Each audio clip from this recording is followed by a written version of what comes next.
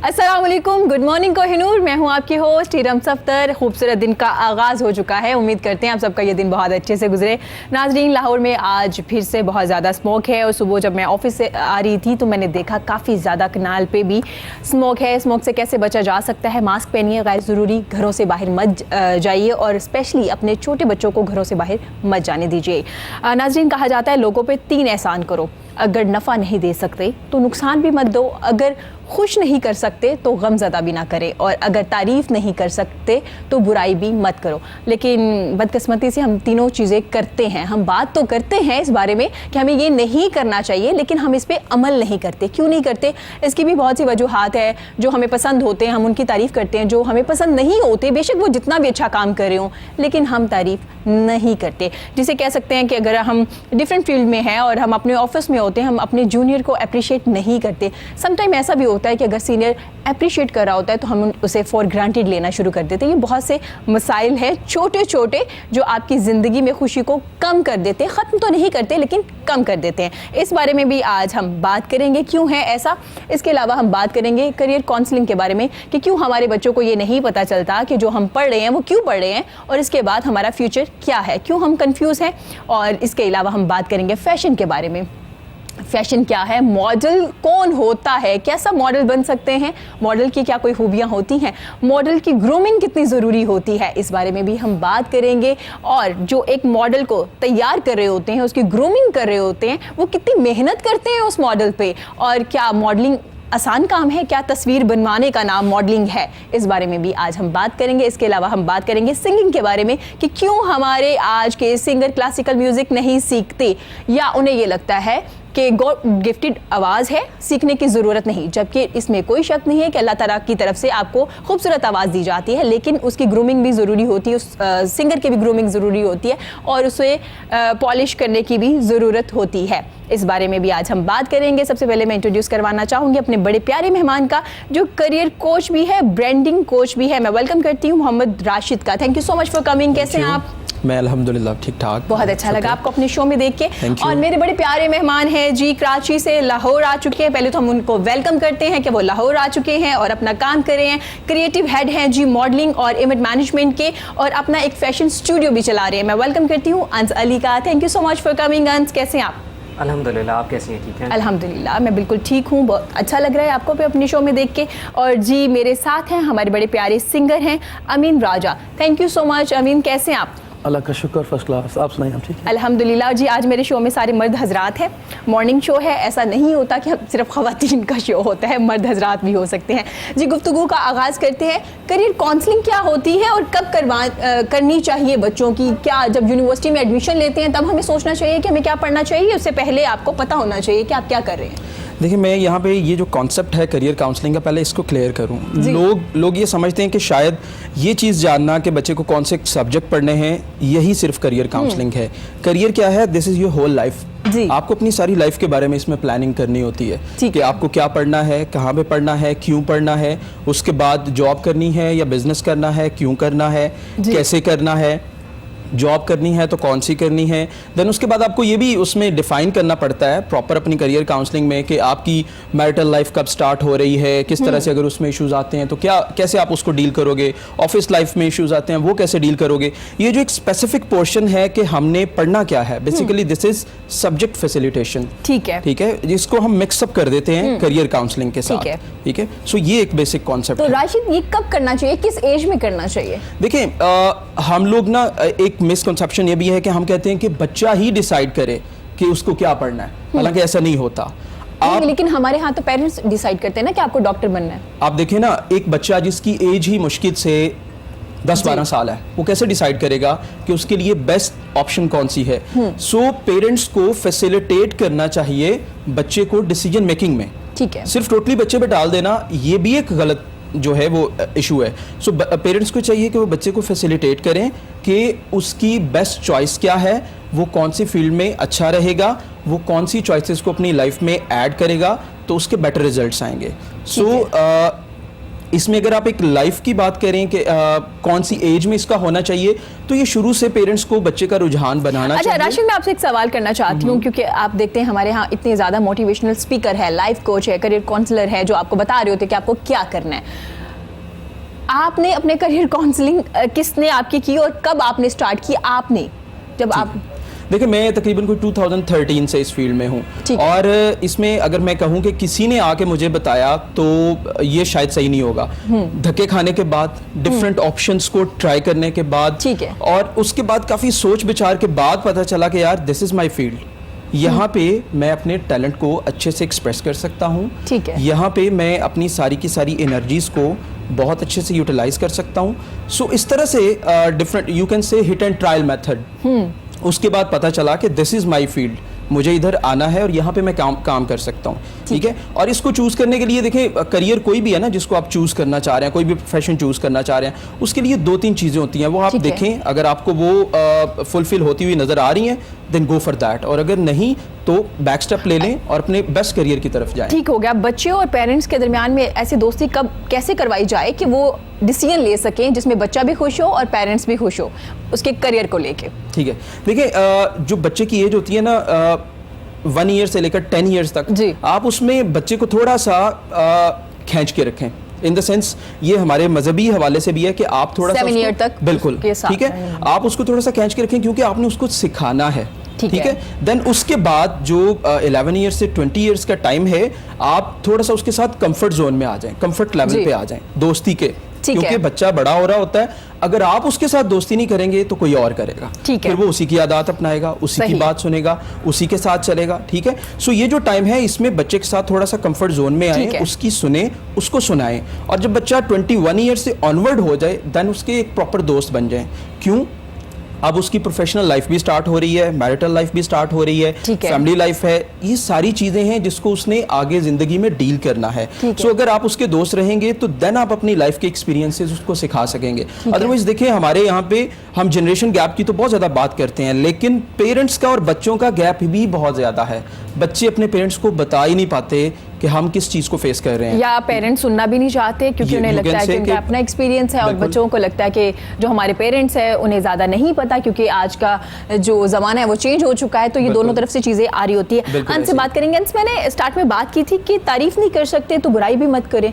तो हमारे यहाँ एक कॉन्सेप्ट है कि जब आप कोई काम शुरू करते हैं तो स्पेशली मीडिया में या फैशन में या मॉडलिंग में, तो हम अप्रिशिएट तो बड़ी दूर की बात, हम पहले दिन ही कह देते हैं कि आप तो नहीं कर पाओगे, बहुत ज़्यादा कॉम्पिटिशन है, बात ही नहीं है। हाँ, मतलब तो ऐसा है। कितने लोग हैं, कैसे करोगे, क्या करते हैं, मतलब हजारों लोग आते हैं, एक को चांस मिलता है। हाँ। ऐसी बहुत सारी चीज़ें होती हैं, लेकिन हमें इन पे फोकस नहीं करना चाहिए। मेहनत करने से आगे रास्ते निकलते हैं। ठीक है, हम मेहनत करने से पहले ही अपने हथियार डाल दें तो इस तरीके से तो सिलसिला नहीं चल सकता। ठीक हो गया। खुद भी हथियार नहीं डालने चाहिए, दूसरों की बातें भी इतनी नहीं सुननी चाहिए। तो अंश ने क्या पढ़ा और कैसे इस फील्ड में आ गए? एग्जैक्टली, मैंने BBA किया। ठीक है। आफ्टर दैट मैंने फैशन पढ़ा। जबरदस्त, दोनों अपोजिट। और उसके बाद मैं इस फील्ड में आ गया। ठीक हो गया। तो आप एक स्टूडियो चला रहे हैं, फैशन स्टूडियो चला रहे हैं। अच्छा, मुझे मॉडलिंग के बारे में, आज के दौर में हर लड़की मॉडल है, हर लड़का मॉडल है, ऐसा ही है? आप फेसबुक पे देखें, इंस्टाग्राम पे देखें तो माशाल्लाह से स्मार्टफोन पे 1-2 अच्छी पिक्चर्स आती हैं तो वो मॉडल बन जाते हैं। क्या हर एक इंसान, एक लड़का या एक लड़की मॉडल हो सकते हैं?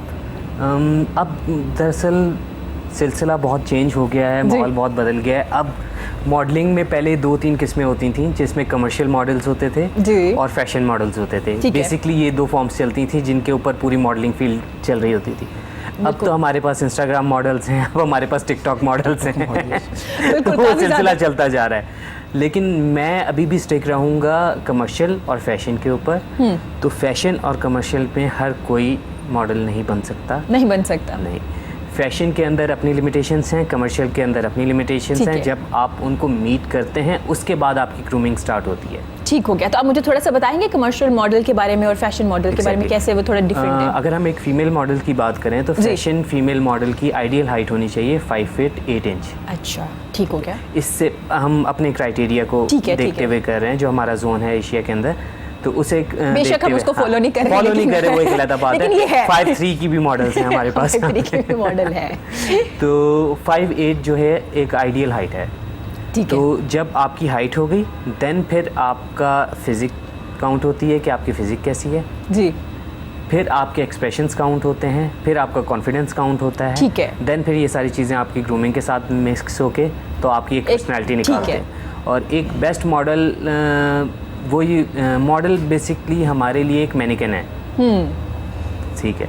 अगर एक मॉडल प्रॉपर मैनिकन की तरह काम नहीं कर सकता तो फिर उसका कोई फ़ायदा नहीं है। ठीक हो गया। ठीक है, एक डिज़ाइनर के लिए, एक डायरेक्टर के लिए मॉडल उसी तरीके से चाहिए जैसा उसने अपने इमेज बनाई हुई है। ठीक जब है। वो एक ड्रेस डिज़ाइन करता है तो उसने एक इमेज डिज़ाइन की है अपने माइंड में, फिर उसने वो बिल्कुल। ड्रेस बनाया है, देन फिर वो चाहता है कि एक लाइव मैनिकन के ऊपर उसे उसी तरीके से बिल्कुल। पोर्ट्रे करे। ठीक हो अब गया। वहाँ पे जब मॉडल्स करना शुरू कर देते हैं, नहीं मुझे ज़्यादा पता है, मैं ऐसे नहीं ऐसे करूँगी या ऐसे करूँगा, तो फिर मसले बनने शुरू हो जाते हैं। ठीक हो गया, सही हो गया। तो हर कोई मॉडल नहीं हो सकता, जैसे हर कोई सिंगर नहीं हो सकता, बिल्कुल उसी ऐसे तरह ही। हर कोई बहुत मॉडल सारे नहीं हो सकता। खूबसूरत लोग होते हैं जो मतलब देखने में बहुत खूबसूरत होते हैं लेकिन उनकी स्क्रीन ब्यूटी इतनी अच्छी नहीं होती।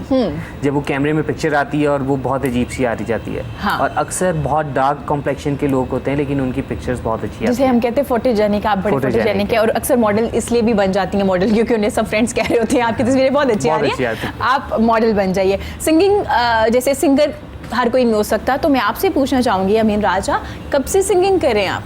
मुझे कल्पना तकरीबन 13 से 14 साल हो गए। माशाल्लाह, ठीक है। मतलब बचपन से सिंगर थे? नहीं, बचपन तो खैर नहीं, अभी 35 का हो गया हूँ। लड़कपन से कह लें। लड़कपन से सिंगर थे, ठीक है। मैंने कहा माइंड ना कर जाए, मैंने कहूँ मतलब अंकल हो गए। नहीं जी। जो सच है वो तो सच ही है ना। ठीक हो गया। तो आपको क्यों क्या आपको बचपन से पता था या आप थोड़े लड़कपन में पता चला कि आपको सिंगर ही बनना है? नहीं, मुझे ये नहीं पता था कि मैंने सिंगर ही बनना है। अच्छा, बेसिकली मैं शायर था, मैं शायर, सॉन्ग राइटर था, लिखा करता था। जबरदस्त। तो बहुत सारे सिंगर्स ने मेरे लिखे हुए गीत गाए। तो ऐसे सिंगर्स भी आया करते थे कि जिनको मैं सॉन्ग लिख के देता था, उनको गाने नहीं आता, तो मैं उनको गा के बता रहा था भाई ऐसे गाओ। अच्छा, और फिर पता चला कि यार इनसे अच्छा तो तकरीबन मैं गा रहा हूँ यार, फिर मैं खुद क्यों ना गा लूँ तकरीबन। ठीक है। फिर प्रॉपर सीखना शुरू कर दिया और फिर हर नए दिन के साथ साथ उसमें बेहतरी आती है। जब बंदा प्रॉपर एक चैनल पे शुरू हो जाता है ठीक तो है। अब अल्हम्दुलिल्लाह खुद तो अगर मैं आपसे पूछूं अमीन एक बेहतरीन शायर है या एक बेहतरीन सिंगर, तो क्या है? आज भी मेरे ख्याल में ज़्यादा अच्छा शायर हूँ। अच्छा शायर है। अच्छा, सिंगिंग में मैंने जैसे जिक्र भी किया था कि लोग कहते हैं कि सीखने की ज़रूरत नहीं होती, कुछ सिंगर, सबकी बात नहीं करी हूँ, तो क्या बाकी ऐसा है? मैं भी आपसे ये कह रहा हूँ कि अभी मैं अच्छा सिंगर नहीं बना, 14 साल हो गए सीख रहे हैं अभी? सीख रहा हूँ, अभी तक सीख रहा हूँ। आपके टीचर कौन है, उस्ताद कौन मेरे है उस्ताद अभी हैं जो वो क्या कहते हैं ना कि ज़िंदगी से एक ही गिला है मुझे, तो बहुत देर से मिला है मुझे। आपके? अरे मेरे उस्ताद जी जो मुझे अभी मिले हैं, उस्ताद जोजी अली खान साहब, आप जानते होंगे, इंटरनेशनल सिंगर है। अभी मैं उनसे क्लास ले रहा हूँ, मेरे उस्ताद जी वो हैं। ठीक हो गया। उससे पहले कौन थे? बहुत धक्के खाए हैं, बहुत लंबी लिस्ट है। नहीं, क्या अच्छे टीचर नहीं मिले, अच्छे उस्ताद नहीं मिले? नहीं होता क्या है, बस यूँ कह लें कि पाकिस्तान में यही फुकदान, आप किसी भी सिंगर से पूछेंगे ना तो वो यही कहेगा कि बड़ी मुश्किल है इस फील्ड में अच्छा उस्ताद ढूंढना और उसके बाद उसे सीख लेना। अच्छा, उस्ताद ढूंढना भी मुश्किल हो गया है? जी ऐसे ही। तो कैसे पता चलता है ये बेहतरीन उस्ताद है? क्योंकि आपको इतना टाइम क्यों जब लग उनके गया? पास आप जाते हैं ना तो उनके बिहेवियर से पता चलता है। असल में हमारे यहाँ जो सादा कराम है ना, उनके सोच अभी तक बहुत पीछे की है। हम जब किसी बुजुर्ग से पूछते हैं ना कि आपने कोई भी काम सीखा तो आपने कब सीखा, तो कहता है बेटा 10 साल तक तो मैंने उस्ताद की भैंसें चराई, अच्छा, फिर इतने दिन उनकी टांगें दबाई कई साल तक। नहीं, आपको उनके बिहेवियर से एतराज था या उनकी सिंगिंग से? नहीं, सिंगिंग तो जो उस्ताद है वो डेफिनेट अच्छा सिंगर होता उस्ताद है, ठीक है। वो अभी तक बहुत सारे लोगों के जहन में यही बात चल रही है कि जो आ रहा है ना, अभी किसी के पास टाइम नहीं है। ठीक है। अभी हर बंदा सोचता है कि यार अभी मैं इतने का हो गया हूँ, 5-7 साल 10 साल है, मैंने जो कुछ करना है उसके बाद अंकल हो जाऊँ, तो सभी लोग जल्दी में है, हर बंदा जल्दी में है। और सादा कराम जो है ना वो अभी तक इसी चक्कर में है कि पहले मैंने 10 साल इससे सफाइयाँ करवानी है, ये करवाना ये करवाना। आपने की सफाइयाँ? हाँ, करनी पड़ती है, बहुत कुछ करना अच्छा, पड़ता है। तो क्या सफाइयों के बाद कुछ फायदा हुआ? लेकिन बहुत लेट बताते हैं ना। अभी जो उस्ताद जी मुझे मेरे पास उस्ताद जोजी अली खान साहब, वो बड़े ज़बरदस्त आदमी हैं और बड़े अच्छे तरीके से बता रहे हैं। बिहेवियर भी अच्छा और सिंगिंग भी अच्छा। कमाल आदमी। सर, बिहेवियर की बात हो रही है, कितना मैटर करता है हमारा बिहेवियर? आप किसी भी फील्ड में होते हैं, चाहे आप बहुत स्टूडेंट हैं या प्रोफेशनल लाइफ में? बहुत ज़्यादा। देखिए मैं एक जुमला यहाँ पे ऐड करना जी, चाहूँगा। ज़रूर। जो बांट नहीं सकता ना वो उस्ताद नहीं हो सकता। अरे ठीक है। जबरदस्त। सो बांटता बंदा वही है जिसका बिहेवियर इतना अच्छा होता है कि वो लोगों को अपने साथ अटैच कर लेता है, ठीक है, खींच लेता है अपनी तरफ। ठीक है। सो आपने अगर दुनिया में कुछ भी करना है, कोई भी जॉब है, कोई भी आपका फैमिली का मैटर है, any matter of your life, आपको उसमें आपका जो बिहेवियर है वो बहुत ज़्यादा मैटर कर रहा होता है। आप देखें ना, हम अपनी फील्ड में पता क्या कहते हैं कि लफ्ज़ों से ज़्यादा आपके जो लहजे हैं वो मुतासर करते हैं। चाहे आपने किसी को हर्ट करना है या किसी को भी अपनी तरफ अट्रैक्ट करना है। आपके लफ्ज़ चाहे इतने स्ट्रांग ना हो, लेकिन आपका जो लहजा है वो बहुत ज़्यादा कम्युनिकेट असर करता है। बिल्कुल ऐसे ही है। सो जब हम बिहेवियर की बात करते हैं तो लहजा उसका एक बहुत बड़ा पार्ट है, ठीक है। सो हमारा बात करने का अंदाज़, हमारा किसी को एडवाइस करने का अंदाज़, बाज़ औक़ात हम किसी को करना एडवाइस चाह रहे होते हैं लेकिन इस तरह से एडवाइस करते हैं कि हम उसको ह्यूमिलेट भी कर देते हैं साथ में। उससे क्या होता है, वो बंदा कभी भी हमारे नज़दीक नहीं फटकता। ऐसे ही है। हमने तो अपनी तरफ से अपना फ़र्ज़ पूरा कर दिया, उसको बताने का जो हक हम समझते थे कि हमें ये करना है वो हमने अदा कर दिया, लेकिन वो बंदा इतना ज़्यादा हमसे दूर होता जाता है कि वो हमारी बात सुनता ज़रूर है लेकिन उस पर अमल नहीं करता। ठीक है। वो उस पर प्रॉपरली उसको इम्प्लीमेंट नहीं करता अपनी लाइफ में। सो होता क्या है, इसी से हमारी एक परसेप्शन बनती है, वो इम्प्लीमेंट नहीं करता, उसको रिजल्ट नहीं मिलते, तो फिर उसकी तरफ से परसेप्शन क्या बनती है, यार मेरा उस्ताद किसी काम का नहीं है, मेरा उस्ताद अच्छा नहीं है, ये किसी को सिखा ही नहीं सकता। सो हम वो परसेप्शन खुद ही बिल्ड कर रहे होते हैं ना चाहते हुए भी। सो इस तरह से जो बिहेवियर है वो हमारी लाइफ में। अच्छा, हमारे यहाँ जो टीचर्स हैं, जैसे स्टूडेंट्स और टीचर में पहले एक बड़ा एक अदब का रिश्ता भी था, बड़ा प्यार भी था और बड़ा एक रिस्पेक्ट थी, वो ख़त्म हो गई। कैसे बिल्ड कर सकते हैं एक गुड रिलेशन? ये आपने बहुत अच्छा सवाल किया। मैं अक्सर जब मेरे पास पेरेंट्स आते हैं ना काउंसलिंग के लिए, तो मैं उनसे, वो आके यही एक गिला करते हैं कि जी टीचर्स वो नहीं रहे, उस्ताद वो नहीं रहा। तो मैं उनसे ये सवाल, भी तो वैसे नहीं रहे ना। बिल्कुल ऐसे ही है। मैं उनसे ये सवाल पूछता हूँ कि आप बच्चे को किसी भी इदारे में किस लिए भेजते हैं, तो उनके आंसर में उनके आंसर की लिस्ट में सबसे पहला जो वर्ड होता है वो ये कहते हैं कि जी हम ये चाहते हैं ये अच्छा पढ़े, अच्छे नंबर ले। मैं उनको यहीं पर स्टॉप कर देता हूँ। मैं उन्हें कहता हूँ कि आपके माइंड में जो एक गोल है कि अच्छे नंबर ले, वो तो उस्ताद पूरा कर रहा है। आप जो उस्ताद से एक्सपेक्ट कर रहे हैं वो पूरा कर रहा है। आपने उस्ताद से एक्सपेक्ट ही नहीं किया कि वो आपके बच्चे को तालीम दे, आपके बच्चे को तरबियत भी दे। आप तो नंबरों के लिए उसके पास जाते हैं। पेरेंट्स टीचर्स मीटिंग होती है, पेरेंट्स का वहाँ पे यही एक मुद्दा होता है, हमारे बच्चे के नंबर क्यों कम आए हैं, आप उसको अच्छा नहीं पढ़ाते। आप देखें कितने पेरेंट्स जाके पूछते हैं कि मेरे बच्चे ने घर में ये बदतमीजी की, क्या ये यहाँ से सीखता है या कहीं और से सीखता क्लास में बिहेवियर कैसा है दूसरे बच्चों के साथ या आपके साथ कैसा है? आपने जैसा टीचर से एक्सपेक्ट किया है, टीचर वैसा परफॉर्म कर रहा है। आपको नंबर्स चाहिए, वो नंबर्स पैदा करने वाली मशीनें बनाई जा रहा है। आप टीचर से अगर तरबियत एक्सपेक्ट करते हैं तो कम से कम उससे जाके उसके बारे में सवाल करें, उसको ये बताएं कि हम तुमसे ये एक्सपेक्ट कर रहे हैं, फिर टीचर भी वो देना शुरू कर देगा। देखिए ना, आज तक क्या कभी ऐसा हुआ है कि आप अल्लाह से मांगते जाएं, एक चीज़ को मांगते जाएं, अल्लाह वो ना दे, कुछ और आपको देना शुरू कर दे? ठीक है, आप जो बर्तन में डालते हैं वही निकलता है। ठीक है ना। सो आप जो उस्ताद के माइंड में डाल रहे होते हैं तो बेहतरीन हो जाएगा, लेकिन तुमसे नंबर चाहिए, वो नंबर दे देता है। आप उससे एक्सपेक्ट करेंगे कि यार हमारे बच्चे को अदब सिखाओ, ठीक है, इसकी तरबियत अच्छी करो, टीचर वो भी कर देगा। इसी मुआशरे का वो भी हिस्सा है ना। देखें, उसने 9 to 5 जो भी उसका टाइम है, जाके उसने ड्यूटी करनी है, उसमें उसको क्या तकलीफ है कि वो ना अच्छा पढ़ाए। सो टीचर्स को हम बहुत ज़्यादा ब्लेम कर देते हैं। हमारे पेरेंट्स का बहुत ज़्यादा रोल है इस सारे सिस्टम को डिस्ट्रॉय करने में। सो पेरेंट्स को भी इसमें अपना रोल प्ले करना। अच्छा ठीक है, एक क्लास में मैक्सिमम कितने स्टूडेंट्स होने चाहिए एक टीचर के पास? देखें, ये क्लास टू क्लास वेरी कर रहा हूँ। ठीक है, नहीं अगर प्ले ग्रुप के या छोटे बच्चे के आप देखें, इसमें जो नॉर्मल होता है, जो आइडियल समझा जाता है हमारे इस सोसाइटी में, 30 to 40 स्टूडेंट्स। अच्छा, आपको लगता है कि एक पेरेंट्स जो अपने एक बच्चे की जिम्मेदारी पूरी नहीं करे तो एक टीचर 40 बच्चों की जिम्मेदारी एक वक्त में पूरी कर सकते हैं? आपको लग रहा है 20-25 इनफ होते हैं एक टीचर के लिए?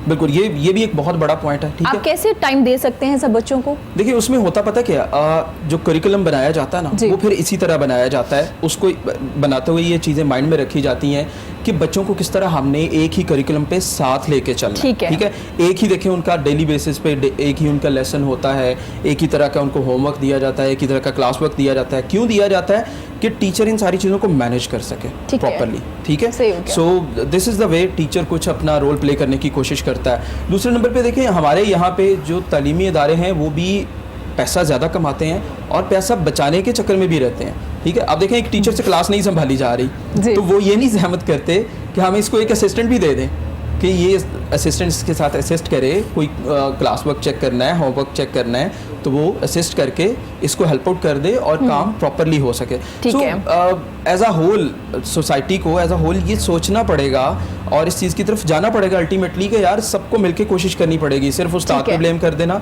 नॉट इनफ, सिर्फ टीचर्स पे ब्लेम, उन पे हमारी टीचर को इतनी सैलरी दी जाती है कि वो अपना सारी एफर्ट लगाए सब बच्चों पे, तब ये किया जाता है? बिल्कुल भी नहीं। देखें, आप उस्ताद को ये कहते हैं कि उस्ताद ट्यूशन ना पढ़ाए।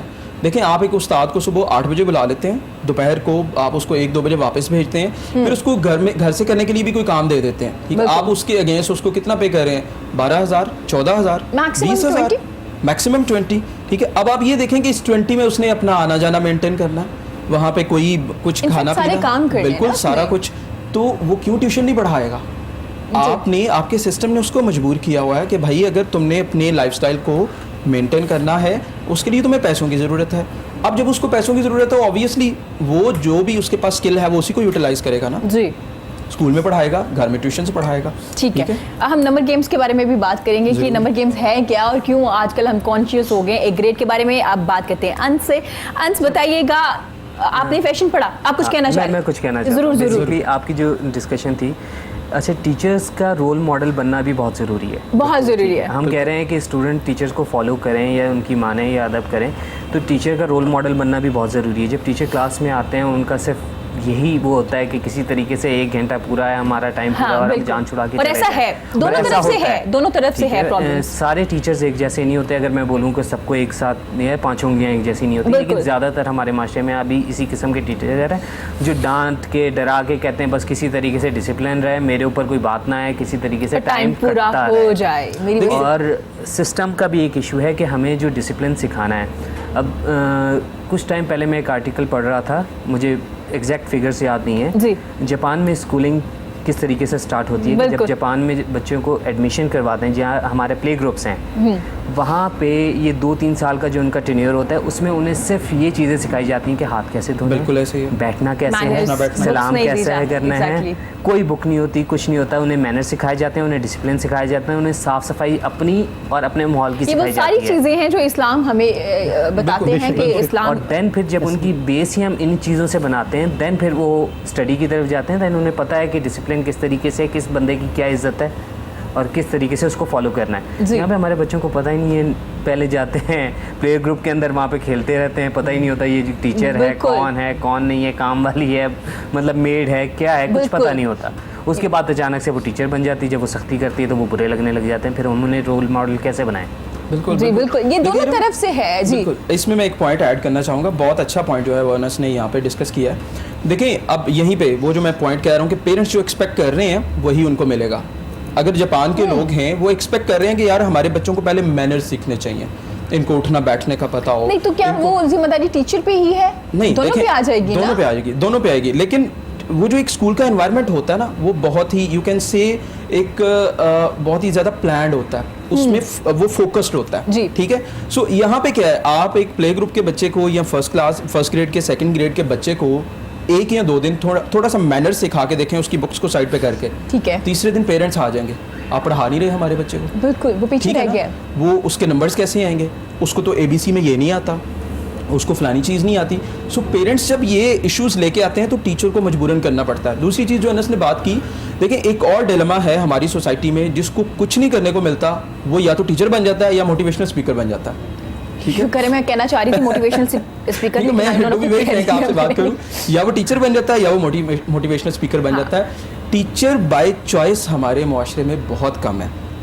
अगर आप इसको By बाय chance चॉइस, है। बिल्कुल वो बाय चांस है कि कुछ नहीं मिला, चलो ये कर लेते हैं। ठीक है। जो बंदा बाय चॉइस आता ना, वो बहुत सारी चीज़ें सेक्रीफाइस करने के लिए रेडी होता है। वो कहता है चलो यार पैसे कम भी मिलेगा ना, ठीक है, मैं अंदर से मुतमईन हूँ, ठीक है।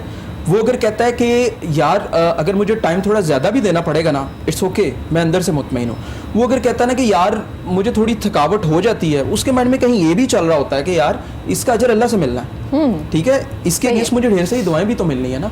देखिए सिर्फ सैलरी वही नहीं है जो आप in the form of money ले रहे हैं, ठीक है। इस सैलरी में उन दुआओं को भी शामिल करें, सही, उन अच्छी फीलिंग्स को भी शामिल करें जो आपके अच्छे वर्क की वजह से आपको मिल रही होती हैं। ठीक हो गया। ठीक है, जो आपकी लाइफ को, आपके अंदर के इंसान को सुकून दे रही होती हैं। सही। सो अगर आप टीचर बाय चॉइस हैं तो देन तो बहुत अच्छा है, और अगर आप टीचर बाय चांस हैं तो देन आप टाइम ही आप पास ऐसे करें। टीचर देखे जो जिन्होंने कहा हो कि हाँ मैंने ये जो स्टडी की है सिर्फ इसलिए की क्योंकि मुझे टीचर बनना था? बहुत कम, बहुत कम। बहुत कम, ठीक है। और यहाँ पे देखें हमारे यहाँ पे फीमेल टीचर्स बहुत ज़्यादा हैं। अब वो कैसे फीमेल टीचर्स बनती हैं, उनके ख्वाब कुछ और होते हैं, ठीक है। घर वाले पता क्या कहते हैं, बेटा टीचिंग का जो प्रोफेशन है वो बहुत अच्छा है, लड़कियों को इसमें बहुत ज़्यादा वो सेफ्टी मिलती है, ये बहुत ज़्यादा अच्छा समझा जाता है, ऐसे करो टीचर बन जाओ। ठीक है। वो एक लड़की, वो जो एक डॉक्टर बनना चाह रही है, एक इंजीनियर बनना चाह रही है, या किसी और फील्ड में जाना चाह रही है, वो पायलट बनना चाह रही है, व्हाटएवर, आप उसको सिर्फ एक हॉल दे देते हैं कि बेटा इसमें सेफ्टी बहुत है, ठीक है, इसको बहुत अच्छी नजरों से अच्छा देखा राशिद, जाता है। इसका मतलब है कि आप हमारे टीचर यहाँ ये कॉन्सेप्ट है कि टीचर बनना सबसे आसान है, You can ऐसा ही say- है? बिल्कुल तो मतलब टीचिंग बहुत आसान है, बिल्कुल, हमारे पाकिस्तान में तो एटलीस्ट बहुत ठीक ज्यादा हो गया, आसान है। जिन पे बच्चों कोई का फ्यूचर criteria है नहीं वो काम सबसे ज्यादा आसान है हमारे यहाँ, ठीक है। ठीक हो गया। अंसार कुछ कहना चाहिए? फौरन बात ही हम 3 माह टीचर की बन जाते टीचिंग, हैं। हाँ, मैट्रिक के पेपर दिए और टीचिंग स्टार्ट। 3 माह कुछ अभी नहीं करने आपने को तो हम टीचिंग कर लेते हैं। आपने की थी मैट्रिक के नहीं। बाद? पक्की बात है।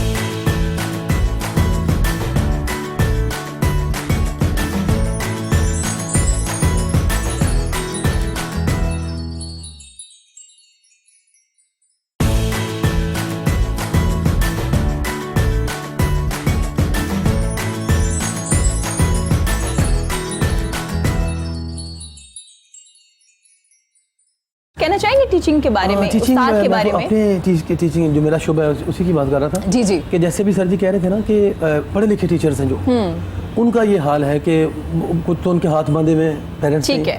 हमारे यहाँ जो हमारी फील्ड है ना, यहाँ पे जो टीचर्स हैं जो म्यूजिक सिखाते हैं वो स्कूल का नहीं पढ़े हुए, ठीक है, वो अनपढ़ हैं। म्यूजिक के वो बहुत अच्छे टीचर हैं लेकिन उनको खुद नहीं पता कि तरबियत कैसी करनी है। सही। तालीम का पता है, तरबियत का नहीं पता, क्योंकि उनकी अपनी हुई नहीं है।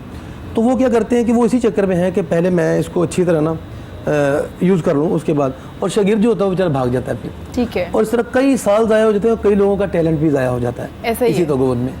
और वो मैं कहता हूँ कि वो बड़ा खुश नसीब होता है जिसको अच्छा उस्ताद मिल जाता है, जिनमें से मैं एक हूँ अल्हम्दुलिल्लाह। ठीक हो गया, जबरदस्त। अंस, आप मुझे बता रहे थे कि आप कराची में पहले क्या कर रहे थे? फैशन स्टूडियो ही रन कर रहे थे?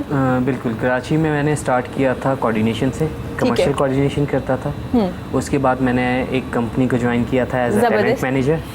वहाँ पे रहते हुए काफ़ी सारे फैशन शोज़ किए, फैशन शो कोरियोग्राफ किए और बहुत सारे टैलेंट हंट किए, बहुत सारे मॉडल्स को ग्रूम किया जो अभी माशाल्लाह बहुत अच्छा काम कर रहे हैं, ठीक है। और वहाँ से फिर हमने हट के दोबारा से अपना एक स्टूडियो रन करना स्टार्ट किया जहाँ पे हम प्रोडक्शन भी करते थे, मॉडल्स भी ग्रूम करते थे, शूट्स भी करते थे, स्टिल्स भी एंड वीडियो भी। जबरदस्त। मैं थोड़ा पूछना चाहूँगी, जब कोई ऑडिशन देने आता है लड़की या लड़का मॉडलिंग के लिए, तो आप लोग क्या चीज़ पहले देखते हैं कि हाँ ये मॉडल बन सकती है या नहीं बन सकता? और फिर उसके बाद भी मैं आपसे पूछूंगी कि ग्रूमिंग में क्या क्या चीज़ें होती है और क्या क्या करना ज़रूरी होता है?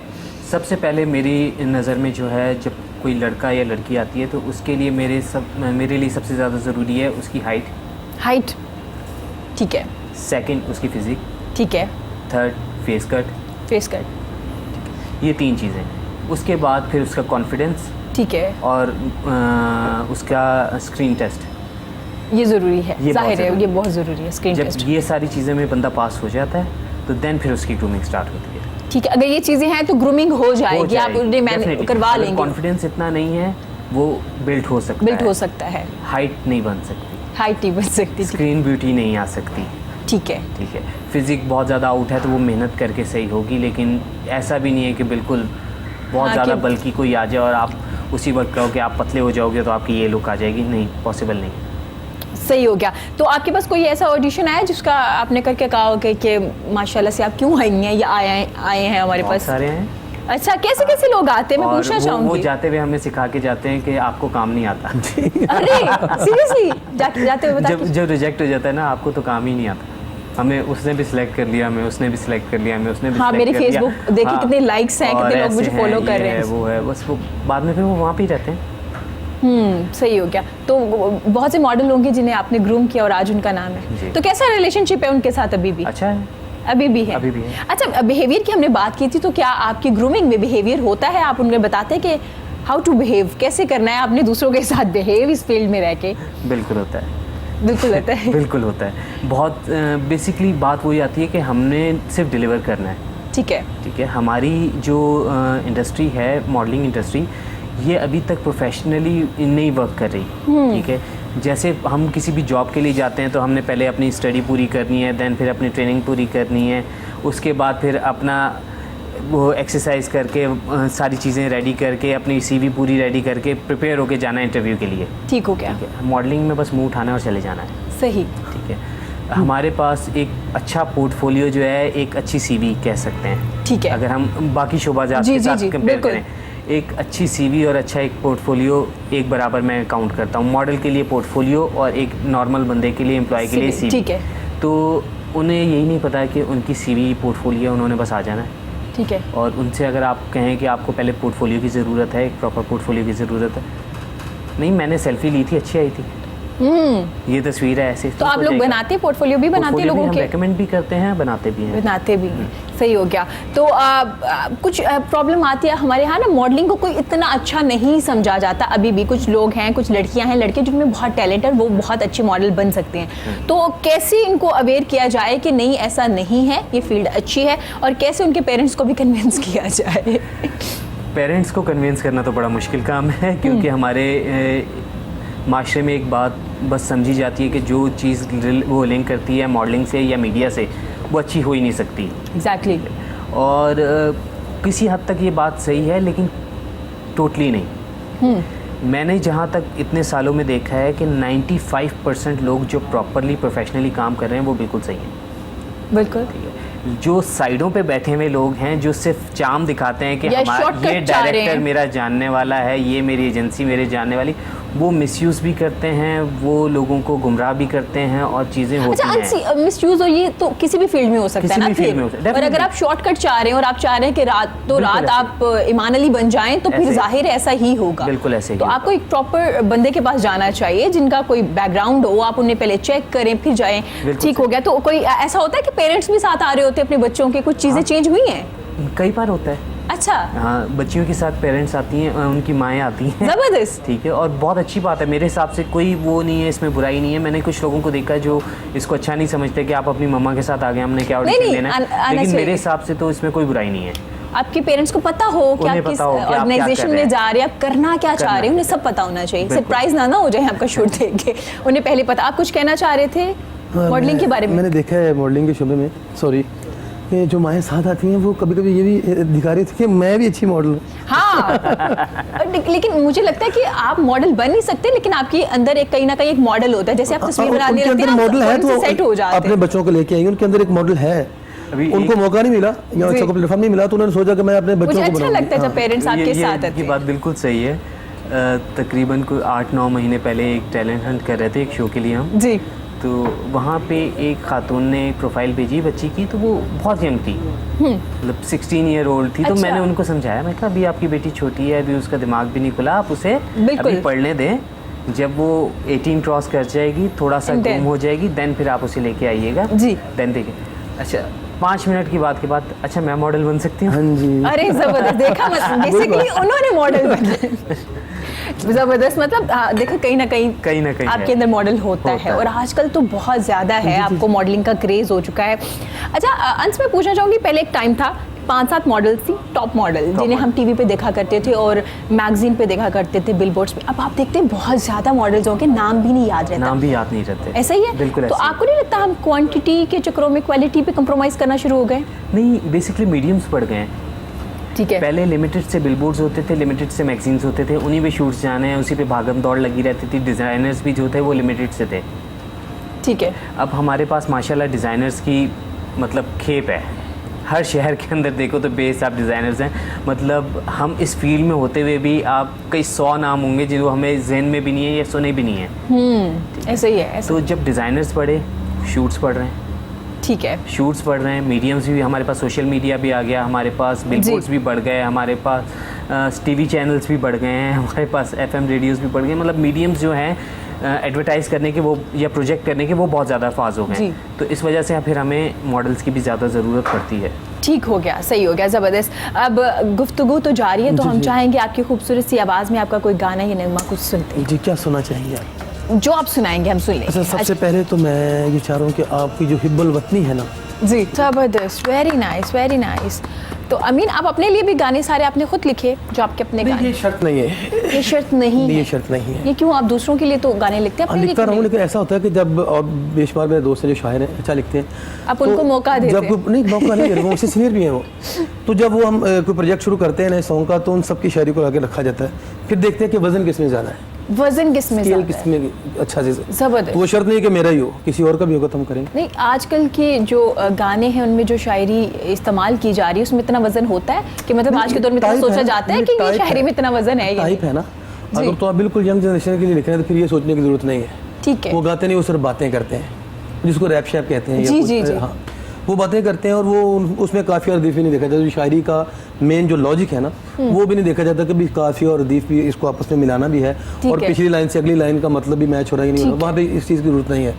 तो वो कर रहे हैं, ठीक है, वो धड़ाधड़ कर रहे हैं, उनका सॉन्ग मार्केट में आता है और 8-10 दिन बाद वो गायब हो जाता है, फिर वो नए की तैयारी कर देते हैं। नहीं अच्छा, वो जो रैप होते हैं, ये जो रैप स्टार होते हैं, उनको सिंगर कहते हैं? वो सिंगर होते हैं? नहीं, वो रैप स्टार ही होते हैं, वो सिंगर नहीं, वो सिंगर नहीं हो सकता, वो रैप स्टार ही होते हैं। अच्छा, उनका सुरीला होना या ना होना कोई फर्क नहीं पड़ता? नहीं, रैप भी किया तो वो भी सुर में जाता है, लेकिन वो जो आप पहले बात कर रही थी कि उन लोगों ने सोच लिया है कि सीखना नहीं है, ठीक है, गॉड गिफ्टेड जो है शुरू हो गए बस, और जितना सबका काम मेरे ख्याल उनको सीखने की जरूरत भी नहीं है, सीखने की जरूरत भी नहीं है। कुछ लोग अच्छे हैं जो सुर में करते हैं रैप, तो वो चल रहे हैं, और कुछ लोग जो कौन है जो सुर में रैप करते हैं? सुर में रैप वो बहुत जैसे वो इंडियन है एक हनी सिंह, वो सुर में है? हाँ, वो अच्छा करता है। अच्छा, वो जो भी करता है सुर में करता है, इसलिए उसका नाम भी था ना। ठीक है। और इसी तरह चंद लोग बोहेमिया, I think, वो भी एक है, वो ज्यादा नहीं, उससे ज्यादा अगर वो सुर में है तो वो तो वो बहुत भी सुर सुर में में है। अच्छे हैं, वो भी मतलब थोड़े से सुर की जरूरत होती है। सुर का मतलब होता है तमीज, आप जो कर रहे हैं आप उसकी तमीज हो, तो उनको कम से कम जितना कर रहे हैं उसकी उतने की तमीज है। तो गाना तो बहुत लंबा चौड़ा प्रोजेक्ट है ना, कभी आवाज को ऊपर लेके जाना है, कभी नीचे लेके आना है, और फिर एक तरतीब से सही जो सीखने के बाद आती है। किसी इंसान में वो तरतीब अल्लाह की तरफ से नहीं है। म्यूजिक हर इंसान के अंदर है, रिदम है, अभी गाना चल रहा था, आप भी अच्छे से कर रहे हैं, वो आपके अंदर रिदम है, लेकिन जो सुर और लय है ये सीखनी ही पड़ती है। सुर जो है आप नहीं सीखेंगे, जो लोग सीख के नहीं आते ना, वो कुछ बनते भी नहीं है, वो अपने पैसे ज़ाया करके बेशुमार लोगों को पैसे खिला के, क्योंकि यहाँ पे इंडस्ट्री में ये है कि जब आपके पास वो सिंगर किसी के पास गया ना, जी मैं गाना रिकॉर्ड करना चाहता हूँ, मैं सिंगर बनना चाहता हूँ, वो कहता है जी कुछ सुनाए। अब वो जैसा भी सुनाता है उसको नहीं कहते कि नहीं यार तो भी सीख, क्योंकि उसको अगर कह दिया ना तू सीख अभी, तो वो जैसे अभी अनस भाई ने कहा, वो कहेगा आपको काम ही नहीं आता, वो कहेगा नहीं मुझे फलाने ने कहा तो बड़ा अच्छा कहता है। अब वो घर से पैसे लेके आया और वो जिसके पास गया है, जिस प्रमोटर के पास, वो सोच रहा है कि यार मैंने इसको अगर कह दिया ना तू सीख, तो ये पैसे इसने किसी और को जाकर दे देने, इसलिए पैसे लगा के घर जाना है। हाँ। तो क्यों ना फिर मैं ही ले लूँ। वो कहता वाह वाह तू बस अब सोच, बाकियों की छुट्टी होगी, अच्छा। अब तेरा दौर शुरू होने वाला, आ जा, ठीक है। तो आप उसको अगर सही समझाएंगे, सही बात समझाएंगे, तो वो कहेगा आपको काम नहीं आता। तो फिर कैसे होता है, 1 2 3 हम इसको कहते हैं टीके, ठीक है, 2-4 टीके जब लग जाते हैं ऐसे सिंगर को, या तो फिर वो भाग जाता है, ठीक है, या फिर वो सियाना हो जाता है, फिर वो सीखना शुरू कर देता है। सही। उसको बाद में पता चलता है कि स्टार्ट में मेरे साथ भी ऐसा हुआ कि मैं भी शुरू हो गया, मेरे 2 कैसेट आ गए मार्केट में, सीखा नहीं था, बस ऐसे ही। तो जब मैं कहीं जाके शो पे परफॉर्म कर रहा हूँ तो मैं गा रहा हूँ, तो बाज़ बात मेरे पीछे म्यूजिशियंस बैठे हैं जो बजा रहे हैं, उनको वो मेरे साथ मैच ही नहीं हो रहे, हालांकि वो कोशिश कर रहे हैं, लेकिन मुझे आता नहीं, मुझे पता नहीं उनको साथ लेके कैसे चलना है। तो मैं, और जब दूसरा सिंगर गाने आया तो वो ऐसा गा रहा है, कैसे लग रहा है कि जैसे कैसेट चल रही है। तो फिर बड़ी देर में मैंने सोचा यार ये कैसे होता है, जब मैं गाता हूँ तो वो मज़ा नहीं आता और वो गाता तो बड़ा मज़ा है। तो कहते भाई आपने सीखा नहीं, उसने सीखा है। फिर समझे कि यार वो पंजाबी में कहते हैं बिना मुर्शिदारा नहीं हाथ थांदे। फिर मुर्शिद को तलाश में निकले और मिल गया, अल्हम्दुलिल्लाह मिल गया, बेहतरीन मुर्शिद मिल गया। जबरदस्त, ठीक है, मतलब सीखना भी बड़ा ज़रूरी है, और ये एक केमिस्ट्री होती है आपके ऑर्केस्ट्रा के साथ। हमने पढ़ा कि अल्लाह ताला जब इंसान को भेजता है ना दुनिया में, तो सिर्फ एक चीज़ सिखा के भेजता है, ठीक है, कि आपके मुंह के पास जो चीज़ की जाएगी आपने उसको पकड़ना है मुंह से और उसको सक करना है। यही काम अल्लाह ताला ने आपको सिखाया, ठीक हो गया। बाकी सब कुछ आपने दुनिया में आके ही सीखना है। आपने भी काफ़ी वीडियो सॉन्ग किए हैं काफ़ी सिंगर्स के, तो आपको पता है सिंगिंग कैसी होती है? गाते भी हैं? नहीं, गाता नहीं। नहीं, कोशिश करते हैं गाने की? कोशिश भी नहीं करते। अच्छा, ठीक है, नतीजे का पता है। अच्छा, कोशिश भी नहीं करते। तो कितने वीडियो सॉन्ग्स बनाए हमने? 3 से 4 वीडियो सॉन्ग्स बनाए। अच्छा, तो नए लोग थे सारे? नए लोग थे, सही, खुद से इन्वेस्ट कर रहे थे अपनी वीडियो के लिए? यहाँ पे पाकिस्तान में ये थोड़ा सा मसला मसाइल हैं। बेसिकली हमने तो उनका वीडियोस ही पकड़ी थी, मतलब सिर्फ प्रोडक्शन का काम हमारा था। यहाँ पे अगर एक सिंगर को अपना गाना पब्लिश करना है तो कोई, अब जाके जब से कुछ बैन हुए हैं कुछ मुल्कों के गाने या उनका कंटेंट, अब जाके पाकिस्तानी, उनके पास कंटेंट नहीं होता तो पाकिस्तानी सिंगर्स को उन्होंने चलाना शुरू किया। हमारे पास सिर्फ 2 ही चैनल्स हैं जी, उन्होंने, अदरवाइज वही कंटेंट चल रहा होता था, बाहर से ख़रीदते थे और वो चला देते थे, पाकिस्तानियों को चांस ही नहीं मिलता था। ठीक है, अगर पाकिस्तानी किसी भी छोटे सिंगर को, चाहे वो कितना भी टैलेंटेड हो, उसे आगे आना है तो पहले वो एक अच्छी वीडियो बनाएगा, पहले अपने ऊपर पैसे लगाएगा, एग्जैक्टली, पहले एक अच्छा सॉन्ग बनाएगा, अच्छे तरीके से मिक्स होगा, उसके बाद उसकी अच्छी वीडियो बनाएगा, देन फिर उसको एक बहुत बड़ा बजट चाहिए। बेसिकली यहाँ पे हमारे ज़्यादातर आवाम को लगता है वीडियो बन गई काम ख़त्म। वीडियो बनने तक अगर 100 रुपये लगे ना तो आगे आपको 500 से 800 रुपये चाहिए प्रमोशंस के लिए, और वो बहुत ज़रूरी है, वो बहुत ज़रूरी है। ठीक हो फिर गया। उसके बाद आपकी जो वीडियो है वो लोगों तक पहुंचती है, लोग देखें ना देखें, पसंद करें ना पसंद करें, वो बात की बात है। वो बात की बात है, ठीक हो गया। सही। अंश, आपको लगता है कि सिंगिंग में बहुत टैलेंट है, क्योंकि आपने काम किया हुआ है ना लोगों के साथ, आपको आइडिया हो जाता है कि कितना टैलेंट है ये नहीं है, तो आपको लगता है कि हाँ नए लोग जो आ रहे हैं उनमें काफी बहुत टैलेंट टैलेंट है, बहुत टैलेंट है। उनको पाकिस्तान के प्रमोट अंदर नहीं किया जा रहा। प्रमोट नहीं किया जा रहा, प्लेटफॉर्म्स ही नहीं है। ठीक है, उन्हें प्रमोट नहीं किया जा रहा। आपको भी लग रहा है नए लोग जो आ रहे हैं वो अच्छे सिंगर हैं जिन्हें बहुत अच्छा, आपको कभी ऐसा लगा या आपको कोई ऐसे सिंगर जिन्हें आप जानते हो बहुत अच्छा गाते हैं लेकिन इतना प्रमोट नहीं किया जा सका उन्हें? नहीं, प्रमोट तो ऐसे ही है कि लिंक्स बनाने पड़ते हैं जी। अपने, बड़ी मुश्किल से। ये बहुत मुश्किल सब्जेक्ट है आगे ठीक है। बढ़ने का। तो ये मैं तो ये समझता हूँ कि ना इसमें ना अल्लाह ताला की मेहरबानी बहुत ज़्यादा होनी चाहिए। ठीक है। ऐसे लोग भी, वो चाय पका रहा है, सुबह उठा तो वो सुपरस्टार था, हाँ जी। और ऐसे लोग भी जो लाखों का बजट लगा के सॉन्ग करते हैं, लेकिन उनको सिर्फ वो उसको कोई- सुपरस्टार नहीं था, सुपरस्टार क्योंकि नहीं उस था। हमने ना उसको अपने काम से भी फारिग करवा दिया है। बिल्कुल वो ऐसे। बेचारा मिनट में आ गया ना, उसको समझ आ रही कि मैंने इधर जाना है ना, एक उसको मिसाल समझ आ दे, रही वो कि सादा मैंने सा इधर आदमी जाना है। है। उसकी ज़िंदगी तबाह कर दी तबाह है की है हमने, हमने। और उसके बाद उसको छोड़ दिया है, उसको आसमान पे जाके हमने फेंक दिया है। फेंक दी। पता नहीं वो उसको किया क्यों था इतना, तो मुझे तो ये भी समझ नहीं आई उसमें क्या था। डॉक्टर साहब उससे ज़्यादा खूबसूरत है। अच्छी से थैंक यू। मास्टर जी बैठे हैं। फोकस कीजिएगा, इनको प्रमोट करें। अंश, आप क्या कहना चाहेंगे जो इन्होंने जिक्र किया है वो ऐसा हम लोग क्यों करते हैं, हम क्यों? बेसिकली अभी ट्रेंड चलता है कि पाकिस्तान में क्या पूरी दुनिया में ये सिलसिला चल गया कि एक ट्रेंड चलता है और हर कोई उसके पीछे भाग जाता है। जी। ठीक है, जैसे टिकटॉक का ट्रेंड आजकल चला हुआ है तो हर कोई ओहो। उसके पीछे, उससे पहले बिल्कुल। म्यूजिकली था तो हर कोई उसके पीछे था। इस तरीके से कोई भी ट्रेंड चलता है तो वो एक बंदा फेमस हुआ, जैसे अभी वो बच्चा है अहमद बिल्कुल। छोटा, ठीक है, हर शो तो में बैठा है। अब अब कोई आहिस्ता उसके आहिस्ता पीछे- कम नहीं हो गया? कम होता जाएगा, एक टाइम आएगा लोग थक जाएंगे देखते हुए, उसे साइड पे कर देंगे, खत्म हो तो जाएगा। इसकी वजह से इंसान अपने डिप्रेशन में नहीं चला जाता। अब वो डिप्रेशन में एक जो जाता है। चाय वाला था वो अच्छा खासा अपना काम कर रहा था, अपना अर्न कर रहा था, अपने घर को चला रहा था, किचन अपना। अब देखे ना तो वो मॉडलिंग में रहा, ना वो एक्टिंग में रहा, अब ना वो चाय बना नहीं, अब सकता। ना उसकी उसे चाय महंगी modeling हो गई आती पहले थी। से। अब नहीं, उसका वो कब बेचारा पहले बहुत से 20 रुपये महंगा हो नहीं, गया नहीं, होगा। नहीं, नहीं, ना उसे मुश्किल हो मॉडलिंग जाता आती है। थी, ठीक ना है। उसे एक्टिंग आती थी, ना वो ग्रूम था, और वो करना भी नहीं चाह रहा था, मेरा ना वो- ख्याल है। उसको बुलाया, जबरदस्ती। ये पैसे हैं, आओ ज़बरदस्ती, बस तस्वीरें खींच दी। उसके जितने शूट्स में कोई अच्छा नहीं हुआ, उसकी जितनी वीडियोस हुई हैं कोई अच्छी नहीं हुई। अच्छा। उसे ये भी नहीं पता था किन लोगों के साथ शूट करना है, किन लोगों के साथ नहीं करना। ठीक है, बिल्कुल। उसने अपने, हाँ, अगर इंडस्ट्री में वो होते, क्या कहते हैं, स्टार मेकर होते, कोई अपने पास बुला के देन फिर उसको ग्रूम करके लॉन्च करता, समझ में आती, फिर उस पे समझ में मेहनत आता है कि करता। उसमें मेहनत की है, वो चाहता स्टार भी तो हो बनाया ना, है वो हमने चाहता किसी भी तो को। हो ना। असल में वो जिस इलाके से बिलोंग अगर करता वो था, नहीं चाहता ना तो मजबूर वो हो गए कैमरे पे सारे। आता ही नहीं। नहीं, उसे काफी अगर वो उन्होंने नहीं चाहता, वो convince कैमरे पे कर आता ही लिया था, वो आना शुरू हो गया था। मेरा ख्याल है उसने कोई फिल्म भी साइन की थी, if I am not wrong, उसने कुछ करवाए भी थे सीन अपने, लेकिन बाद में कोई उसको अच्छे से प्रमोट नहीं किया गया। असल में हमारे यहाँ जो छोड़ सबसे दिया बड़ा गया। मसला है ना, हमारी मतलब टोटल आबादी में तकरीबन अगर 22 करोड़ हमारी आबादी है जी। आबादी, उसमें मेरे ख्याल आधे से ज़्यादा मौलवी लोग हैं, और मौलवियों ने एक छाप हमारे ऊपर लगा दी कि ये तो काम अच्छा है ही नहीं, शो नहीं, भी सीख ऐसा नहीं है, काम हो रहा है, काम हो रहा है, वो एक सेपरेट डिपार्टमेंट है, वो एक अच्छा, वो सेपरेट चीज है। जिसको हम डिस्कस कर रहे हैं ना, वो भाई मुझे उसका नाम भी नहीं पता चाय बने का, जी। तो वो उसी डिपार्टमेंट में था। वो जो एरिया था उनका, उसके वाला साहब आपको जो थे पता है वो बड़े उन्होंने अच्छे मौलवी हाथ से फैशन शोज किए जी, हैं, जी। शो स्टॉपर भी उनसे रहे हैं करवाए गए वो हैं। काफी बिल्कुल ब्रांड्स के, ऐसे। लेकिन पता है उन क्या है? ब्रांड्स वालों ने उन्हें ग्रूम नहीं किया, उसकी जिम्मेदारी नहीं ली कि भाई हम आपको ग्रूम ब्रांड ने करेंगे। तो अपना काम कर लिया, बस खत्म हो गया। हाँ जी, और मेरी अगर मैं रेटिंग आ अब गई है। फोटोग्राफर हूँ, ठीक है, मेरे सामने मॉडल आता है, मैं 10 क्लिक्स लूंगा, 20 क्लिक्स लूंगा, उसके बाद मैं कहूँगा यार इसको हटाओ, ये मेरा टाइम ज़ाया कर रहा है, बिल्कुल। बंदा चेंज करो, इसकी वजह से मेरा शूट भी खराब होगा, मेरा दिन भी ज़ाया होगा। ठीक हो गया। इसी तरीके से अंश, कोई आपकी बात डायरेक्टर यहीं से होगा। कंटिन्यू करेंगे या वक्त तो है छोटी सी ब्रेक का? ब्रेक के बाद हाजिर होते हैं, हमारे साथ रहिएगा।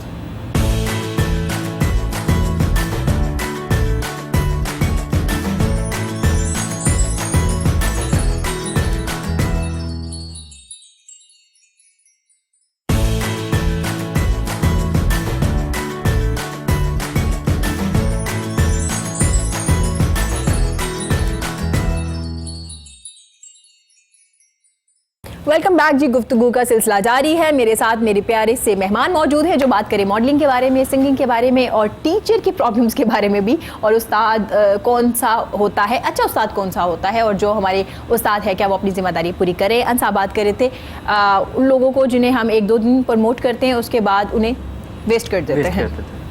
बेसिकली मैं ये बात कर रहा था कि जब एक टैलेंट को हम स्क्रीन पे तो ले आते हैं जी, एक ट्रेंड चला, वो फेमस हुआ, हम स्क्रीन पे ले आए। जी। अब कोई भी डायरेक्टर जो है वो अपना टाइम इतना ज़ाया नहीं करेगा। एक पूरी प्रोडक्शन चल रही होती है, एक बंदे ने टेक लिया, नहीं आ रहा सही, दोबारा टेक लिया, नहीं आ रहा सही, तीसरा टेक लिया, वो उसको आता नहीं है ये काम करना। हमने ज़बरदस्ती उसको लाके वहाँ पे खड़ा कर दिया है। बिल्कुल, ठीक है, देन फिर क्या होगा कि पूरी प्रोडक्शन तंग होगी उससे, किसी तरीके से वो शूट निकलेगा, बाद में सब कानों को हाथ लगाएंगे, इस बंदे को नहीं बुलाना, और फिर वो जितने लोगों को कहेंगे सर्कल में, वो सारे भी उसको नहीं आगे आने देंगे। बिल्कुल ऐसा है। इस तरीके से 3-4 शोज़ या 3-4 शूट्स के बाद वो बंदा वैसे ही साइड पे हो जाता है। तो डेफिनेटली जिस बंदे को फेम अचानक से मिल भी जाए तो उसके लिए सबसे बेस्ट ये है कि पहले सीखे। अच्छा अंश, आपने देखा है कि जो लोग डेली ऑफिस के चक्कर लगा रहे होते हैं, उनमें टैलेंट भी होता है, उनका बॉडी स्ट्रक्चर भी ऐसा होता है, हम उन्हें मौका नहीं देते, और जो नहीं करना चाहते उनको अपने फेम के लिए हम उन्हें उठा लाते हैं, या तो उन्हें इतना ग्रूम कर लेते ना तो एक हिस्ट्री बन जाती। यहाँ फला बंदा था पाकिस्तान में, उन्हें उठाया गया, प्रमोट किया गया, ग्रूम किया गया, वो आज अच्छा एक्टर है, लेकिन दोनों चीजें नहीं हुई। ऐसा ही सर कुछ कहना चाहेंगे, ऐसा होता है? मैं इसमें थोड़ी सी एक बात ऐड करना चाहूँगा, बीइंग अ करियर कोच, अगर मैं इसमें ऐड करूँ।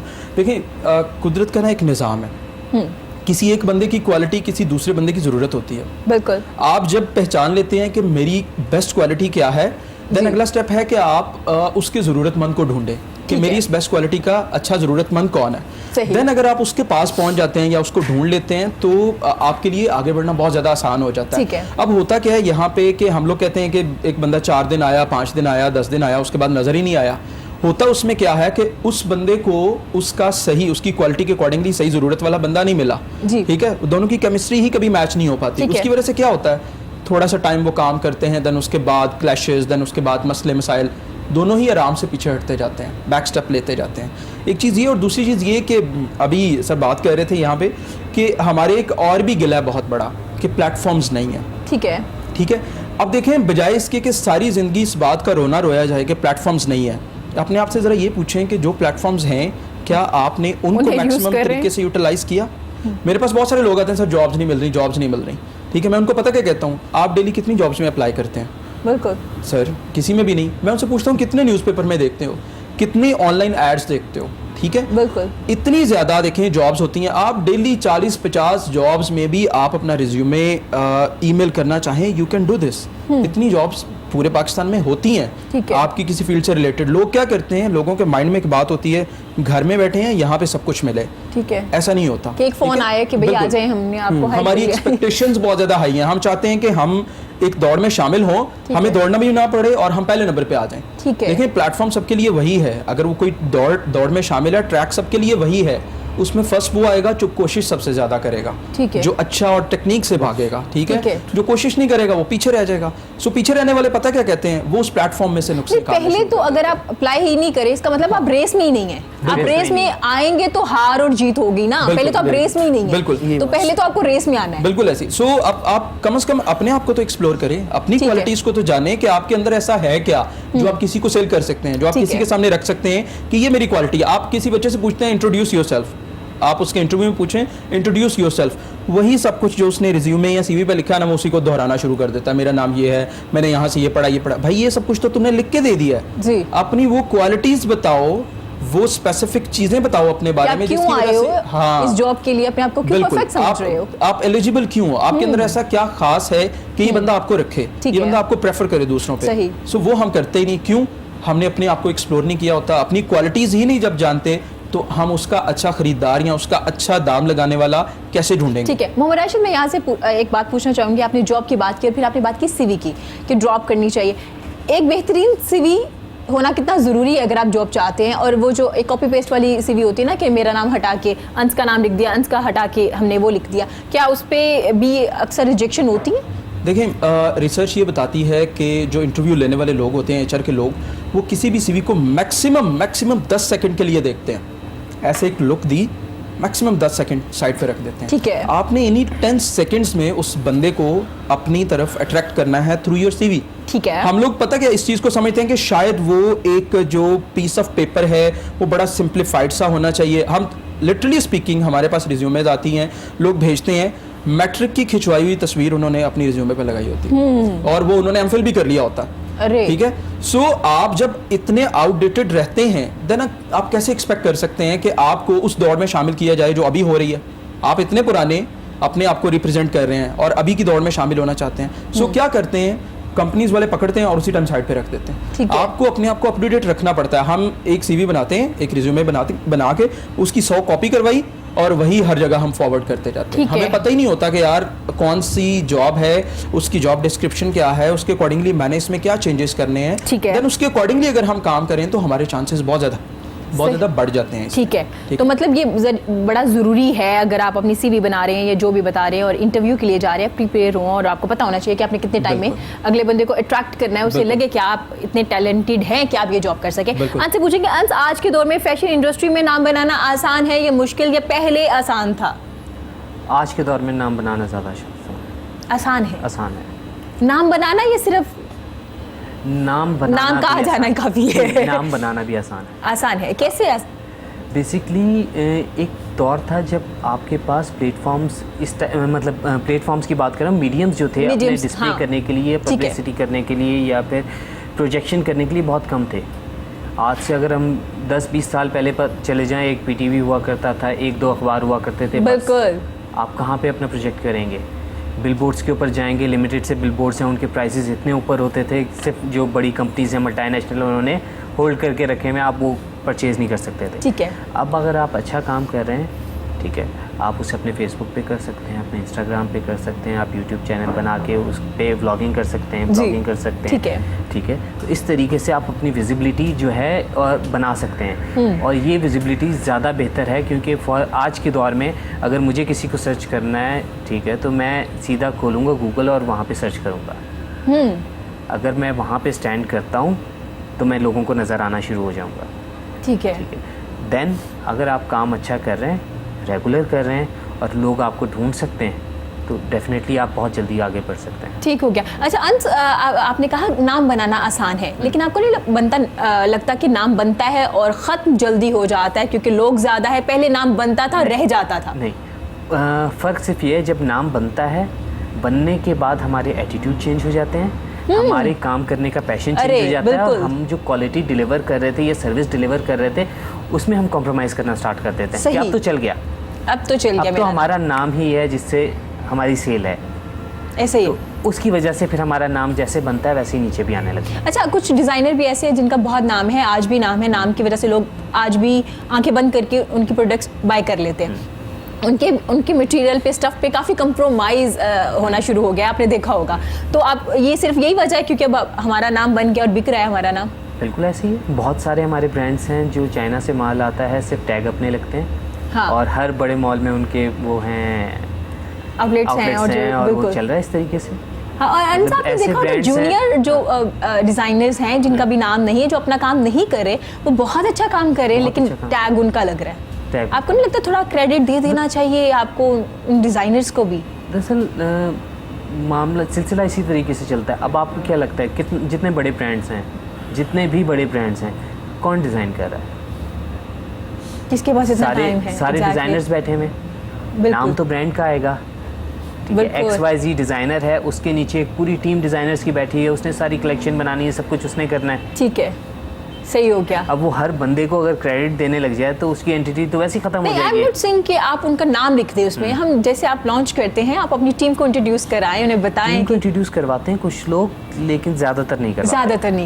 ज़्यादातर नहीं करवाते। ठीक हो गया, ये ज़रूरी है। ये आप ये कह सकते हैं कि आप अप्रिशिएट कर रहे होते हैं, टीम को कर रहे होते हैं कि भाई इनके वजह से हम सब हैं। एक गुड जेस्चर है कि आप अपनी टीम को आगे लेके आते हैं, आप अपने हेड डिज़ाइनर को साथ लेकर चल रहे हैं कि ये मेरा हेड डिज़ाइनर है। और बिल्कुल, खैर अपना सबका वो है, लेकिन ये होना चाहिए। आप जैसे मैंने अंत से पूछा कि नाम बनाना मुश्किल है या आसान, तो सिंगर का आज के दौर में सोशल मीडिया होने के बावजूद नाम बनाना मुश्किल है या आसान है? हाँ, अभी अंश भाई ने बड़ी अच्छी बात की है कि हमारे पास अभी प्लेटफॉर्म बहुत ज़्यादा है। हम लोग है ना, प्लेटफॉर्म नहीं है जी, तो वो पतनी अजीब सी खुद बात से है। बनाना पड़ेगा अपने लिए प्लेटफॉर्म। आपने हमें यहाँ पे इनवाइट किया है तो ये प्लेटफॉर्म है, छोटा प्लेटफॉर्म है कोहिनूर टीवी का।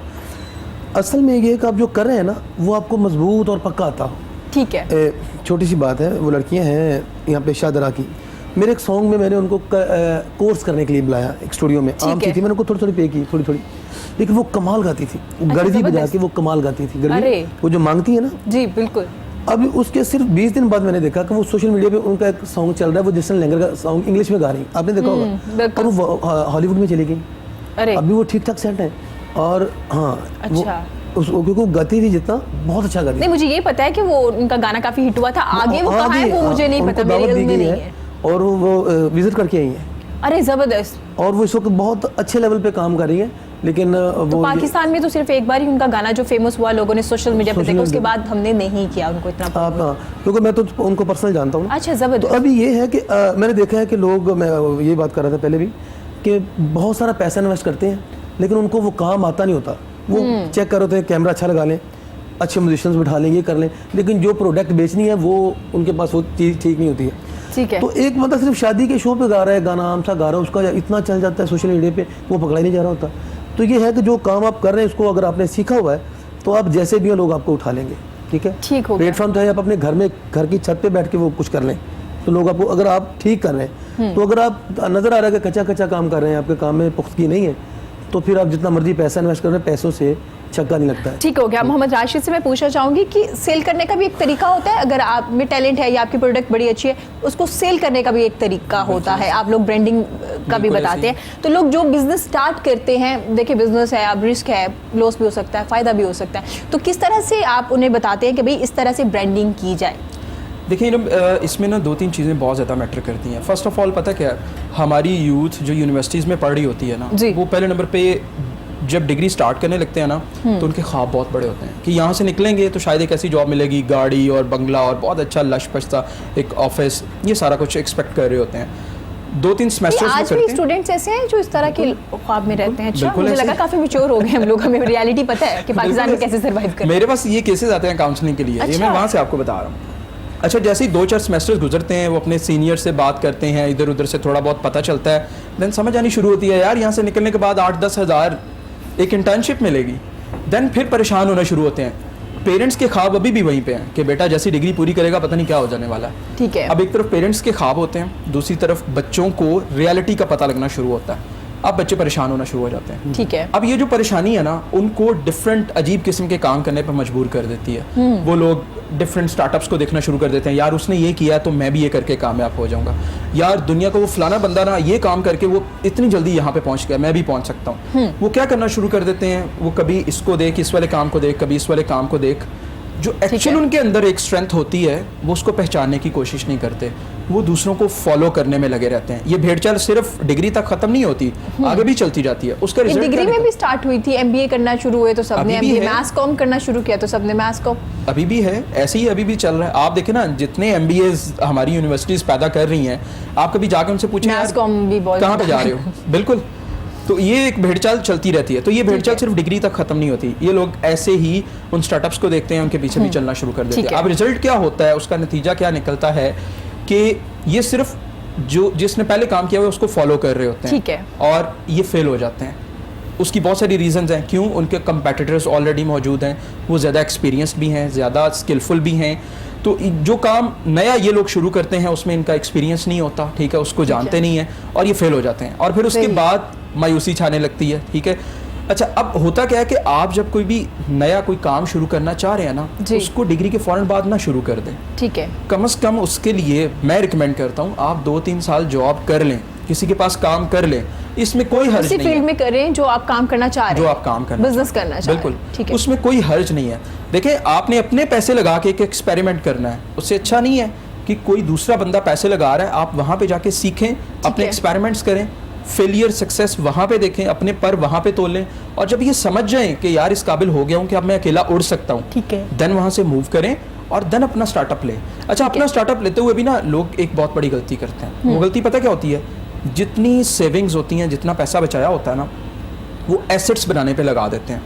हालांकि यहाँ पे एक थॉट ये भी होना चाहिए कि यार मुझे जिंदा रहने के लिए, अपने डेली रूटीन के टास्क पूरे करने के लिए एक constant source of continuous source of income भी चाहिए। सो जब आप कोई भी स्टार्टअप शुरू करते हैं तो कुछ प्रोडक्ट्स उसमें ज़रूर ऐसी रखें जो यू कैन से कि रूटीन वाली हो, जहां से कुछ ना कुछ आता रहे, ठीक है। उससे होगा क्या कि कम से कम आप मेंटली थोड़ा सा सेटिस्फाइड रहेंगे कि यार मेरा सर्किट चल रहा है, मेरा सिस्टम चल रहा है, और आप प्रॉपर्ली फोकस कर पाएंगे उस अपने स्टार्टअप पे, उस अपने न्यू आइडिया पे। उससे क्या होगा, आप अंदर से स्ट्रेंथन होंगे, आप मेंटली पीसफुल होंगे, आप कॉन्फिडेंट होंगे, आप उसको ज्यादा फोकस से लेके चल सकेंगे और उसको सक्सेस की तरफ लेके जा सकेंगे। बजाय इसके कि सिर्फ एसेट्स बना दिए जाएं, सिर्फ इन्वेस्ट कर दिया जाए, दिस इज नॉट इनफ। आपको इन्वेस्ट भी करना है तो प्रॉपरली एक अच्छे तरीके से सोच समझ के स्ट्रेटजी बना के जहां से कुछ आपको मिले। ठीक हो गया, इस बारे में आपने बिजनेस के बारे में तो बताया, अब बात करेंगे हम लोग कि प्रमोशन कैसे करेंगे अपने बिजनेस की, इस बारे में भी हम आपसे बात करेंगे। अब पूछते अंश से, अंश आपने फैशन स्टूडियो रन करे हैं माशाल्लाह से, तो कैसा एक्सपीरियंस है फैशन स्टूडियो में? एंजॉय करें आप? एंजॉय कर रहे हैं। अच्छा ठीक है, मुझे बताइएगा फैशन स्टूडियो के बारे में क्या हो रहा है, क्या कपड़े डिजाइन करके दे रहे हैं और कैसे कैसे कपड़े डिजाइन करके दे रहे हैं? हम टेक्सटाइल डिजाइनिंग करके दे रहे हैं। जबरदस्त। बेसिकली हम रॉ फैब्रिक को डिज़ाइन कर रहे हैं, ठीक है, क्लाइंट की नीड के हिसाब से, ठीक है, उसकी डिमांड के हिसाब से। उसके बाद हम हाथ का काम करवा रहे हैं, ये जो जरी का काम होता है, आरी का और सलमे दबके का काम होता है, ये आपके स्टूडियो में हो रहा होता है? ये भी हमारे स्टूडियो में हो रहा होता है, ठीक है। उसके बाद हम जो ऑटोमेटिक मशीन पे एम्ब्रॉयडरीज हो रही होती हैं, हम वो भी करवा रहे होते हैं। तो इसका एक पूरा प्रोसेस होता है। ठीक हो गया। पहले एक कॉन्सेप्ट रेडी होता है, उस कॉन्सेप्ट का एक क्रूकी डिज़ाइन होती है, उस क्रूकी के बनने के बाद फिर उसका डिजिटल डिज़ाइन हम कंप्यूटर में रेडी करते हैं। जब डिजिटल कंप्यूटर में रेडी हो जाता है, देन फिर उसकी कैडिंग होती है और वो प्रिंटिंग फॉर्म के लिए रेडी हो जाता है। ठीक हो गया, ये हमारा एक सेगमेंट हो गया। ठीक है। देन फिर उसकी स्केचिंग होती है एम्ब्रॉयडरी की, ठीक है, कि एम्ब्रॉयडरी किस तरीके से फैब्रिक पे होगी, वो प्रॉपर मतलब एक एक इंच और सेंटीमीटर नाप के उसकी प्रॉपर स्केचिंग होती है। देन फिर उसे हम कंप्यूटर में पंच करते हैं और उसे इस फॉर्म में लेके आते हैं कि कंप्यूटराइज मशीन में हम डालें और वो देन फिर एम्ब्रॉयडरी हो जाए। सही। जब हम उस प्रोसेस से निकल आते हैं, फिर हम जाते हैं उससे हाथ की टचिंग के ऊपर, ठीक है, फिर हम उसे अड्डे पे लगा के तो उस पे हाथ का काम स्टार्ट हो जाता है। और हमारा काम जो है वो वेरी करता है क्लाइंट से। जी, मैं यही पूछने लगी थी कि क्लाइंट आपसे ये भी डिमांड करता है कि मुझे ऐसा स्टफ चाहिए और आप प्रॉपर उसकी डिमांड के मुताबिक करते हैं या खुद से सजेशन दे देते हैं कि ये स्टफ ज़्यादा अच्छा रहेगा? हम सजेशन इस तरीके से दे देते हैं, फॉर एग्जांपल अगर क्लाइंट ने कोई स्टफ दिया है और उस पर बताया कि मुझे उस पर ये काम चाहिए। अच्छा, वो खुद से भी दे सकते हैं स्टफ आपको? नहीं, हाँ, बता भी देते हैं, रेकमेंड भी करते हैं और खुद से दे भी देते हैं। बेसिकली हर फैब्रिक में एक स्ट्रेंथ होती है। जब हम उसे एम्ब्रॉयडरी के ऊपर लेके जाते हैं तो इस पर डिपेंड करता है कि जी एक फैब्रिक जो है वो लाख स्टिच बर्दाश्त कर सकता है, 1 लाख स्टिच से ऊपर जब हम उसे एम्ब्रॉयडरी पे लेके जाएंगे तो वो ढलकने लगेगा। हाँ, बिल्कुल। अब ये हर बंदे को नहीं पता होता, वो खराब होना शुरू हो जाता है। हम गाइड कर देते हैं कि आप इसको इस तरीके से ले लें। अगर लॉन आप 80-80 ले रहे हैं तो 80-80 ना लें, 90-110 ले लें, तो वो इस तरीके से फिर हम गाइड कर देते हैं। ठीक है, तो ये अंश आपका काम ज़्यादा मुश्किल नहीं है कि स्टफ टेक्सटाइल डिजाइन भी बहुत टाइम टेकिंग नहीं है? बहुत टाइम टेकिंग है, मुश्किल भी है कि आप स्टफ उठाएं और एक बंदे को दे दें। वो बिल्कुल देसी तरीका के, वो देखा ये प्रिंट अच्छा लग रहा है, वहाँ से वो थोड़ा सा पैच लेदर से लिए और उनको कटवा के तो अच्छा, वैसे बेसिकली मुझे ऐसा लगता है, आई डोंट नो, मैंने डिज़ाइनिंग नहीं पढ़ी, लेकिन डिज़ाइनर का काम आप कर रहे हैं, मतलब एक स्टफ ले रहे हैं, प्रॉपर मेहनत कर रहे हैं, उसको डिज़ाइन कर रहे हैं, फिर अपने हाथ से देख रहे हैं कि इस पे काम अच्छा होगा। जबकि हम तो ऐसे करते हैं ना, एक स्टफ उठाते हैं और दूसरे बंदे को दे देते हैं काम करने के लिए और फिर हम डिज़ाइनर बन जाते हैं। तो आपको लगता है कि ये ज़्यादा मुश्किल काम है? हमारा काम ज़्यादा मुश्किल है।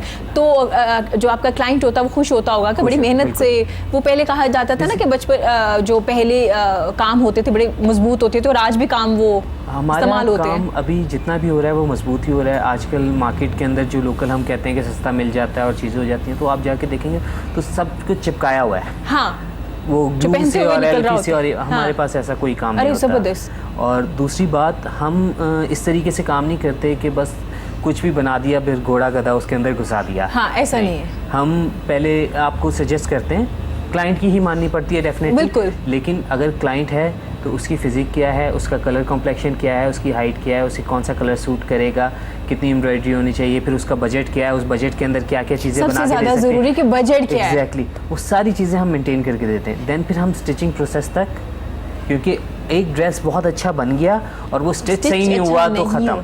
ठीक हो गया। अंत में यहाँ पे पूछना चाहूँगी, जैसे आपने जिक्र किया कि क्लाइंट के मुताबिक हम लोग डिज़ाइन करते हैं, आप लोग अपने डिज़ाइन भी उनको दिखाते हैं कि हाँ हमारे पास ये डिज़ाइन है, अगर आप ऐसा बनवाना चाहिए, या नहीं उनके मुताबिक? हम उनके मुताबिक बनाते हैं। ठीक हो गया। फॉर एग्जाम्पल के आप आए हैं, हमारे क्लाइंट हैं और कोई चीज़ ऐसी हमारे पास पहले से रेडी पड़ी है जो और बहुत पसंद आ अच्छी जाती लगेगी है। आप पे, जी, तो हम आपको शो करेंगे, अदरवाइज हम शो नहीं करेंगे। नहीं करेंगे, ठीक हो गया।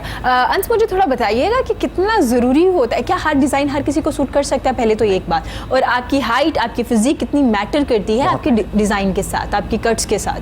बहुत मैटर करती है। ठीक है। आपकी हाइट, आपकी फिजिक, आपका कलर कॉम्प्लेक्शन, प्लस आपने वो जो ड्रेस पहनना है वो किस इवेंट में पहनना है और कब पहनना है, दिन में पहनना है, रात में पहनना है, आउटडोर पहनना है, इंडोर पहनना है, ये बहुत सारी चीज़ें मैटर करती हैं जो एक आम बंदे को नहीं पता होता। वो नॉर्मली जाते हैं, जाके शॉप पे देखा, शोरूम में ये अच्छा लग रहा है, ये 4 लाख रुपए का ये पे किया, और हाँ, ये फला मॉडल ने पहना, उसे अच्छा लग रहा है तो मुझे भी अच्छा मुझे लग भी अच्छा लगेगा।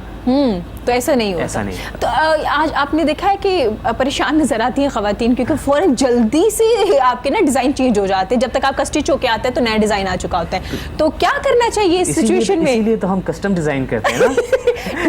बेशक हमारा जो डिजाइनिंग प्रोसेस है वो लंबा है, ठीक है, वो थोड़ा सा लेंथी भी है, लेकिन जब वो आप पहन के निकलेंगे तो ऐसा नहीं होगा कि 4 लोगों ने और ने पहना हुआ है। हाँ, वो आप ही का डिजाइन है, आपका ही है, वो कहीं से उठाया हुआ नहीं होगा, उसकी एक एक चीज प्रॉपर्ली डिजाइन हुई होगी। हाँ, एक डिप्रेशन ये होता है कि डिजाइन चेंज हो गया, दूसरा ये डिप्रेशन होता है जब साथ वाली लड़की भी पहन के गुजरी होती है ना, तो आप देख के और डिप्रेशन में चले जाते हैं, भाई मेरा डिजाइन है, इन्होंने भी पहना हुआ। और सम टाइम तो ऐसा होता है कि हम वही आपकी वाली बात मॉडल को देखते हैं, तो मॉडल जब पहनती है देन लाइट्स होती हैं, मेकअप होता है, उसके बाद फिर एडिट पे जाती है, और बहुत जब फाइनल प्रोडक्ट जब प्रिंट होके आता है हम उसको देखते हैं, उसको देख के पहन लेते हैं। हाँ। खुद को देखते ही नहीं है। और हम अक्सर ये भी कहते हैं कि फला मॉडल को तो बहुत अच्छा लग रहा था, उसका स्टाइल ये था, मेरा स्टाइल ऐसा नहीं। ये जो दिखाया था ये वो है ही नहीं, वो नहीं है। हाँ, ऐसा होता है आप लोगों के साथ, आपके क्लाइंट्स के? हमारे साथ तो नहीं होता। समझदार क्लाइंट है आप लोगों के, उन्हें पता है कि प्रॉपर एक काम हो रहा है। आपसे पूछना चाहूंगी, एक सिंगर की ग्रूमिंग कितनी जरूरी है भाई? बहुत जरूरी है, बहुत जरूरी है। सिंगर को भी ग्रूम करना, पहले उसको देखा जाता है, बाद में उसको सुना जाता है। हाँ। अरे जबरदस्त जबरदस्त। अच्छा, मुझे बताइए, पहले कॉन्सर्ट बड़े हुआ करते थे, आपने देखा होगा, स्पेशली विंटर में, अब बहुत कम हो गए हैं, अभी होना शुरू हो गए हैं दोबारा से। तो आपको लगता है कि सिंगर के लिए कॉन्सर्ट होना बड़ा जरूरी है? ये तो लाइफ है उनकी, ये तो रोजी रोटी है, तो अगर वो नहीं चलेगी तो कैसे चलेगा काम? असल में होता है कि जितनी भी एंटरटेनमेंट है ये इसका ताल्लुक है आपके मुल्क में खुशहाली कितनी है। अगर खुशहाली है तो एम ही हर बंदा कहेगा यार शादी है, चलो बच्चे की बर्थडे भी सिंगर को बुला लेते हैं। हाँ। और अच्छा इवेंट कर लेते हैं। और जब है ही कुछ नहीं, हर बंदा पहले ही परेशान होगा, तो बर्थडे भी कहेगा बेटा रहने तो क्या करना है मना के, और जो बर्थडे नहीं मना रहा वो बाकी चीज़ों को कैसे सेलिब्रेट करेगा। ठीक है। तो इस तरह खुशहाली के साथ ये चीज़ रिलेट, अगर आप खुशहाल हैं, आपका मुल्क में खुशहाली है, बिजनेस है, लोग खुशहाल हैं सारे, तो हर गली में, हर मोहल्ले में, हर जगह पे इवेंट्स होंगे। और अगर नहीं है तो फिर चीदा चीदा कहीं कहीं, हाँ, और जैसे भी चल रहा है। और ये ज़रूरी है दूसरे सिंगर्स को अभी तो प्रमोट करना। गवर्नमेंट ने बैन किया हुआ है ना, 10 बजे के बाद वो आप इवेंट बंद करना पड़ता है जी। तो सिंगर्स का काम भी 10 बजे के बाद स्टार्ट होता था। वो काफी हद तक ठीक भी है, टाइम मैनेजमेंट का भी बड़ा एक अच्छा है। आप अपने सिंगर्स को मौका नहीं मिलता उस वक्त, तो मेहंदी शेंदी लगा के फर्क होते हैं लोग, शादी के इवेंट्स पे या कोई भी इवेंट है, कोई भी मामला था। बेसिकली जो पैसों का जो ज़्यादातर सिंगर का सिलसिला है वो होता है शादियों के शोज पे, तो वो 10 बजे तो वो लोग अभी फारग होते हैं अपने मामला से, और जब सिंगर की बारी होती है तो पुलिस आ जाती है, बंद करो भाई। ठीक हो गया। चले, आपकी खूबसूरत सी आवाज़ में हम, नहीं है ना हमारी हाँ, सोसाइटी में। बिल्कुल यही चीज़। अगर फॉर एग्जांपल अगर कोई गवर्नमेंट कुछ भी रूल बना रही है, कोई पॉलिसी डिज़ाइन की है, कुछ सोच समझ के की है, हम उसके बैक एंड पे जाए बगैर, सोचे समझे बगैर बस पैसे रिजेक्ट कर देते हैं। हाँ, आपको हमने माननी नहीं है। प्रॉब्लम्स होती थी जब लेट नाइट तक आपकी शादी चलती थी, एक लड़की वालों के लिए भी टेंशन होती थी कि अभी बारात इधर ही है, फिर आपके जाने के इश्यूज, रास्ता कैसा है, और प्रॉब्लम सुबह उठ के ऑफिस जा रहे हैं। अभी लोगों का ना जिंदगी का स्टाइल चेंज हो गया है। अब से आज से 10-15 साल पहले हम देखते थे तो लोग छतों के ऊपर डेक रख के ना तो फुल आवाज में चलाया करते तो कोई एतराज नहीं करता था। अभी अब मोबाइल में ऊंची आवाज से सुनो यार, आपने तक रखी यार, हैंड भी लगा लिया मुझे कुछ। अच्छा, मैं वैसे खिलाफ ही थी उनके ना, जो रात को चलते थे, साथ वाले घर में कोई बीमार है, कोई भी प्रॉब्लम है, अच्छा पहले लोग एतराज, बसंत आती थी तो सब लोगों ने चलाया हुआ है सारी जो भी। अभी क्या होता है कि जो हमसाया वही 1.5 पे कॉल कर दीजिए, इनको अभी तक साउंड चल रहा है, 10 बजे हमने सोना है। आप, मुझे लगता है किसी शादी पे ऐसा हुआ है जहाँ पे आप गा रहे थे, वहाँ पे कोई ना कोई मसला काफी दफा हुआ है ऐसा। अच्छा, सही हो गया। तो मैं चाहूँगी आप अपनी खूबसूरत सी आवाज़ में हमें गाना। अच्छा, अभी मैं जो आपको एक सॉन्ग सुनने लगा रहा हूँ, उसमें एक छोटा सा मैसेज है। जी जी। मैसेज ये है कि जैसे अब सीखने सिखाने की बातें हो रही है, तो एक बड़ा अहम टॉपिक है जो तकरीबन मेरे ख्याल 90% लोग सारी इश्क का, जो लोग इश्क करते हैं ना जी, और हम जितने भी आशिक देखते हैं, हिस्ट्री का जितने भी हमारे आशिकों में, उन सबको मारी पड़ी बेचारों को। ठीक है। मास्टर साहब की बातों से बड़ा इंस्पायर हुआ मैं, तो वो उन्होंने सीखा नहीं था, ये भी सीख लेते ना तो अच्छा, शायद इश्क भी सीखना चाहिए। Very nice. किसी सीनियर से पूछ लेना चाहिए कि यार ये कैसे कि इश्क कैसे करना है? कैसे हैं? अब सिर्फ सीखा मार ही तो आज भी अशकों को पड़ती, प्रॉपर गाइडलाइन जिसको मिलती है उसको मार नहीं पड़ती। ठीक है। सॉन्ग का मतलब इश्क भी सीखना चाहिए। इसको भी सीखना चाहिए। Hello people, listen to Prem Samin Raja. What you seeing?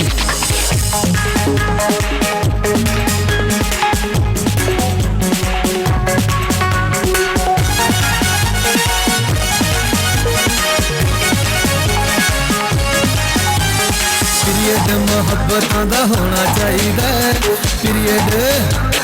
Period मोहब्बतां दा होना चाहिदा, कालजां च इश्क पढ़ाना चाहिदा, पीरियड मोहब्बतां दा होना चाहिदा, कालजां च इश्क पढ़ाना चाहिदा, लव शव करदे ने जेड़े उन्हां नूं, लव शव करदे ने जेड़े उन्हां नूं, प्यार नाल प्यार सिखाना चाहिदा, पीरियड मोहब्बतां दा होना चाहिदा, कालजां च इश्क पढ़ाना चाहिदा, पीरियड मोहब्बतां दा होना चाहिदा, कालजां च इश्क पढ़ाना चाहिदा।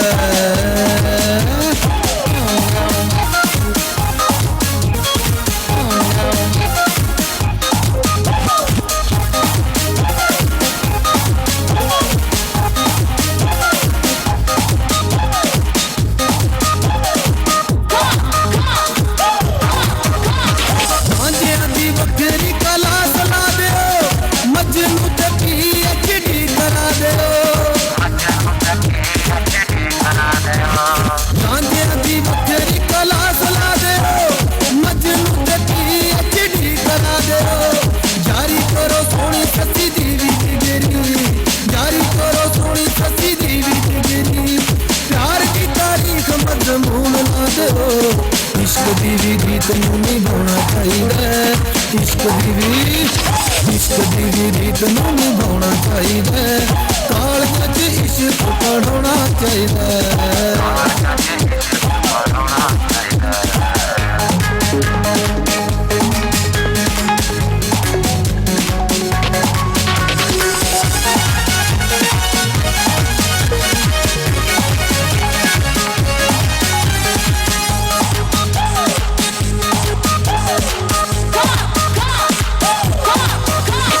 जिथे मुंडे कुड़ियां ने कट्ठे पढ़दे, अखां नाल प्यार दियां गल्लां करदे,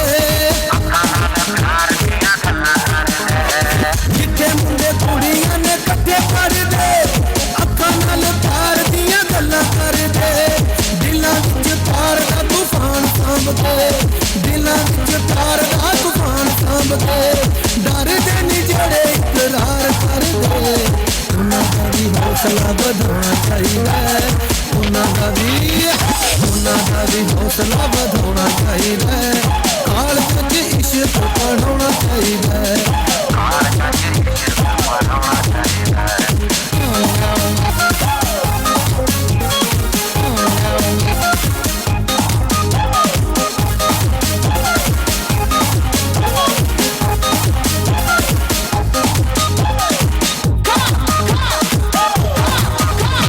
सच्ची मुच्ची प्यार दी पछाण वास्ते, प्यार विच नफे नुकसान वास्ते,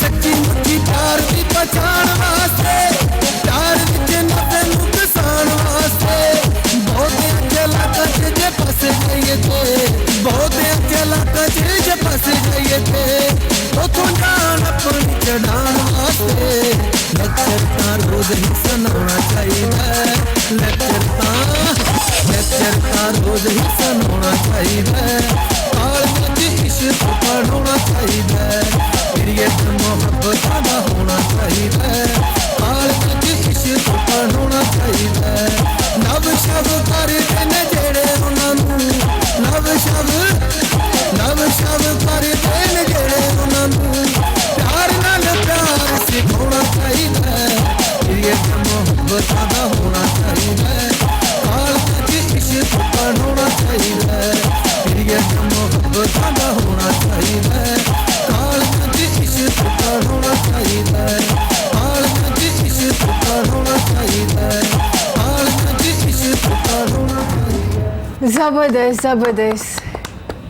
ये आपने गाना खुद लिखा? जी ये मैंने खुद लिखा है। ये आपने क्या सोच के गाना लिखा? इसमें काफ़ी ज़्यादा आपने जो को एजुकेशन पे बात की है को एजुकेशन में जो लोग हैं वो आंखों से बातें करते हैं। आपको लगता है कि आज के दौर में ऐसे लोग हैं? मेरा ख्याल है ये तो एक नेचर है, एक उम्र में हर बंदा ही करता है। आंखों से बातें करना। आंखों से आजकल के दौर में ऐसा नहीं है, देखा जाए डायरेक्ट बात हो जाती है। हाँ, फौरन आप फेसबुक पे इसीलिए अप्रोच। कॉम्प्लीमेंट ऐड किया था कि अब तो प्रैक्टिस बहुत ज्यादा हो जाती है। आपको पता है अब तो फौरन आप फेसबुक पे अप्रोच कर लेते हैं विद इन सेकंड, टाइम नहीं होता हाँ, इतना। चेंज हो गया, लेकिन मेरे ख्याल थोड़े से अभी ओल्ड है शायद। आपको लगता है ऐसा होना चाहिए? ये अच्छा था, ये ज्यादा ये ज्यादा अच्छा ये था। ज्यादा अच्छा। ठीक हो गया, जब तक आंखों में बातें लेकिन कम से कम सीखना यूनिवर्सिटी खत्म चाहिए। हो जाती थी आपकी। सही हो गया।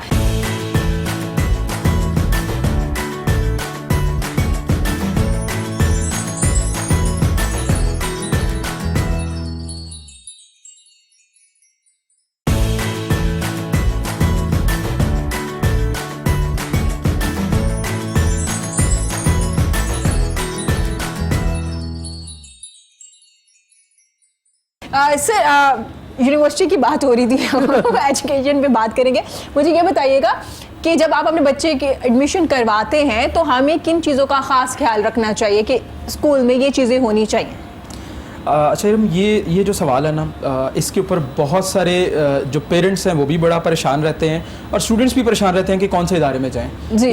अच्छा देखिए, हम इसमें गाइड पता क्या करते हैं? हाँ जी। हम कहते हैं कि इदारे को बाद में देखें, इदारे में पढ़ाने वालों को पहले देखें।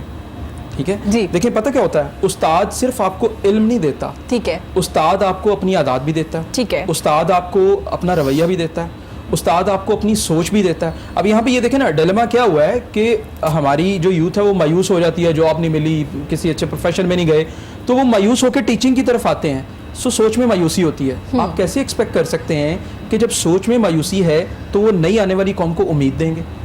ठीक है। सो आप जब किसी इदारे को चूज करते हैं ना, तो सिर्फ इदारे का नाम ना देखें, वहाँ के टीचर्स को देखें। ठीक है, वो कैसे हैं, वहाँ का एनवायरनमेंट देखें वो कैसा है। ठीक है, वहाँ पे ये देखें कि वो सोच कौन सी दे रहे हैं। ठीक है। अगर तो वो सिर्फ सोच यही है, मटेरियलिस्टिक सोच है कि तुमने यहाँ से निकलना है, अच्छे नंबर्स, ठीक है, अच्छी job, this is dream of your life, ठीक है, देन वहाँ पे बेशक ना भेजें। देखें पता क्या, इंसान पैसे भी कमा लेता है, ठीक है, इंसान गाड़ी भी ले लेता है, इंसान बंगला भी ले लेता है, ये सारी चीज़ें ख़रीदी जा सकती हैं, लेकिन जो सुकून है ना वो ख़रीदा नहीं जा सकता। ठीक है, उसके लिए क्या करना पड़ता है, आपको सुकून पहुंचाने वाले काम करने पड़ते हैं। देखिए सुकून देने से ही आपको मिलता है, आप सुकून देते हैं तो आपको मिलता है। तो ये सारी चीज़ आपको माइंड में रखनी चाहिए, सिर्फ उस टाइम को नहीं माइंड में रखना चाहिए कि बच्चा हमारा क्या सीखेगा, क्या होगा। आप उसकी सारी लाइफ को देखेंगे, यार यहाँ से निकलने के बाद उसकी लाइफ कैसी होनी है। ठीक है, ठीक है। हम सिर्फ क्या देखते हैं, बड़ा नाम, ठीक है, वहाँ पे स्टेटस देखते हैं कि कहाँ कहाँ से लोग आ रहे हैं। ठीक है, स्टेटस कॉन्शियस होके हम वहाँ पे भेज देते हैं, जनाब सुबह गाड़ी आती है अच्छी बच्चे को पिक करने, ठीक है, जाता है तो प्रोटोकॉल के साथ उसको रिसीव किया जाता है, बैग उठाने के लिए, बिल्कुल बैग उठाने के लिए कोई है, ये सारी चीज़ें हम देख लेते हैं। स्कूल हमें तालीम दे रहे हैं, हमें तरबियत नहीं दे रहे, हमें तरबियत नहीं दे रहे, फैसिलिटीज दे रहे हैं, अनफॉर्चुनेटली बहुत कम, तालीम कहीं किसी हद तक फैसिलिटीज दे रहे हैं ना, फैसिलिटीज दे रहे हैं, यू कैन से एसी है, आया है, सब कुछ है, ठंडा पानी है, सब कुछ, बिल्कुल एनवायरनमेंट अच्छा है, तरबियत नहीं है, तरबियत नहीं है, साफ सुथरा कमरा है, अच्छा फर्नीचर है, सामने एक वो एलईडी एलसीडी लगा देंगे जो जिसने व्हाइट बोर्ड की ब्लैक बोर्ड की जगह ले ली है, वो सब कुछ है, लेकिन वहाँ पे जिस बंदे ने खड़े होके एक सोच देनी है ना, वो नहीं है अनफॉर्चुनेटली। ठीक हो गया। मोहम्मद राशिद, इस बारे में बहुत बात की जाती है, कुछ टीचर्स, कुछ प्रिंसिपल भी मेरे शो में आ चुके हैं, हमने बहुत बात की है कि हाँ ऐसा नहीं होना चाहिए। तो आपको नहीं लगता कि बातें, हमें बहुत अरसा हो गया बातें करते हुए, हमें स्टेप ले लेना चाहिए, जो प्राइवेट सेक्टर है उन्हें स्टार्ट कर लेना चाहिए, कहीं ना कहीं फॉलो करना शुरू हो जाते हैं बाकी स्कूल्स भी, तो आपको नहीं लगता ये स्टार्ट कर देना चाहिए अब हमें? देखिए पता क्या, यहाँ पे थोड़ा सा सोच को बदलना पड़ेगा। हम लोगों ने ना पैसे को मेन प्रोडक्ट बनाया हुआ है, जो पैसा है दिस इज बाई प्रोडक्ट, आप काम करते हैं पैसा आ जाता है, ठीक है, लेकिन अनफॉर्चुनेटली हमने पैसे को सामने रख लिया कि यार इसको पहले कमाना है। ठीक है, अब अगर प्राइवेट सेक्टर थोड़ा सा ये सोच ले कि यार हमने पैसा कमाने के लिए काम तो करना ही करना है, तो काम को क्यों ना प्रायोरिटी बना लिया जाए। ठीक है, सो काम अच्छा करना शुरू कर दें। काम अच्छा करने से मुराद क्या कि बच्चे ने आपके पास तो आना ही आना, फीस आपने कलेक्ट करनी ही करनी है, आपने उसको एक स्पेसिफिक टाइम के लिए अपने इंस्टीट्यूट में रखना ही रखना है, तो उस टाइम में आप कुछ ऐसी चीज़ें क्यों नहीं ऐड करते कि उस बच्चे की तरबियत भी हो, सही, वो एक जो नेशन बिल्डिंग का कॉन्सेप्ट है वो भी वहाँ पे फुलफिल हो। ठीक है। सो अनफॉर्चुनेटली हमारा प्राइवेट सेक्टर इस तरफ नहीं सोच रहा, क्योंकि ऐसा है, हम सिर्फ बात करें, ऐसा होना चाहिए, ऐसा हो रहा है, ऐसा नहीं कहा जाता, क्योंकि आप किसी भी टीचर से बात करें वो कहेंगे बिल्कुल ऐसा होना चाहिए, हमें नंबर्स के पीछे नहीं भागना चाहिए, हमें ग्रेड्स के पीछे नहीं भागना चाहिए। लेकिन in the end parents meeting पे भी हम ग्रेड डिस्कस कर रहे होते हैं कि फलां का A+ है, A है, हम सिर्फ बात कर रहे हैं ना, हम इसे चेंज नहीं। हमारा ना एक कौमी रवैया कि अपनी जिम्मेदारी दूसरे के कंधे पे रख देना, ठीक है, उससे कभी भी रिजल्ट्स नहीं निकलते। हम कहते हैं कि दूसरा ठीक हो, मेरी खैर है, मैं तो अच्छा हूँ, ठीक है, मैं तो हो जाऊंगा, हम ये सोच रहे होते हैं। अच्छा, अब मेरे सामने मेरे पास बहुत सारे पेरेंट्स आते थे करियर काउंसलिंग के हवाले से, बच्चों को लेके आना और पूछना कि इनको लाइफ में क्या करना चाहिए, किस तरह से इनकी लाइफ गुजरेगी, कौन से इदारे में जाएं।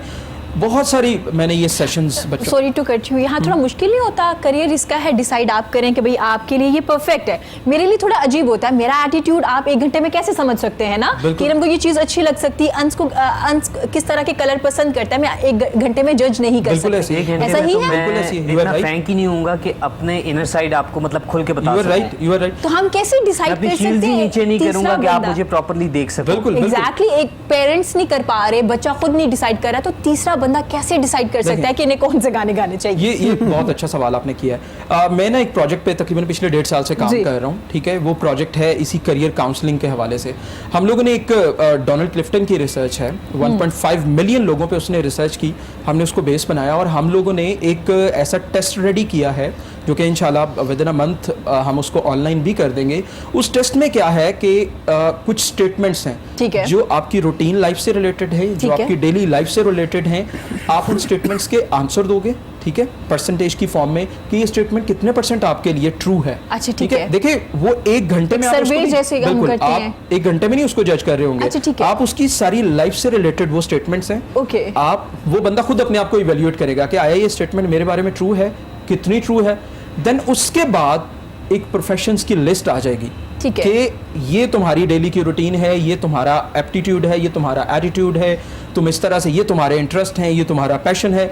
इसके accordingly these are the professions, these are the occupations जिसको तुम्हें चूज करना चाहिए। ठीक है। देखिए जब मंजिल सामने होती है ना तो रास्ते को डिफाइन करना बड़ा आसान होता है, ठीक है। जब मंजिल का ही नहीं पता ना तो बंदा फिर टकरे मारता रहता है, इधर जाना है उधर जाना है। सो हम इस वेब पोर्टल के थ्रू मंजिल जो है वो सामने रख रहे हैं इंशाल्लाह कि ये आपकी मंजिल होगी। अभी स्टार्ट नहीं हुई है वेब? हमने इसके ऊपर प्रॉपर सारी जो रिसर्च वर्क है वो कंप्लीट कर लिया, अब इसको ऑनलाइन हम लोग करने वाले हैं इंशाल्लाह वेरी सून, ठीक है। और इसका जो हमने कॉन्सेप्ट भी है वो एक बहुत रिसर्च के बाद हमने इसका नाम भी रखा, इसका नाम हमने रखा लेट्स फिल्म। अच्छा, ठीक है, आपको ये वर्ड वैसे नहीं मिलेगा, ठीक है। इसका जो आइडिया था वो बड़ा यूनिक था। इसमें रिसर्च हमने की, ऑटोमन एम्पायर जो थी उस वक्त में जो स्कूल्स बनते थे ना उसकी दीवार पे एक जुमला लिखा जाता था। वो जुमला क्या होता था? Here is no bird is forced to swim and no fish is forced to fly। ठीक है, कि जो उड़ सकता है हम उसको तैरने के लिए मजबूर नहीं करते, जो तैर सकता है हम उसको उड़ने के लिए मजबूर नहीं करते।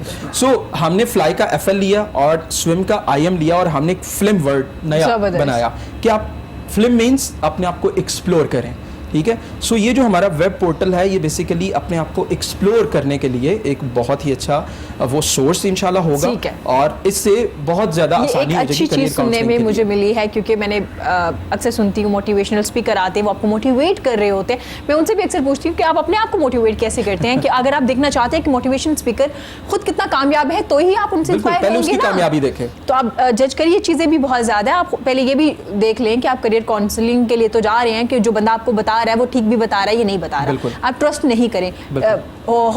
होपफुली किसी ने माइंड नहीं किया होगा, लेकिन ये चीजें बड़ी जरूरी हैं। बिल्कुल ऐसी है। अंश आप कुछ कहना चाहेंगे इस बारे में? मेरा एक डाउट है जी।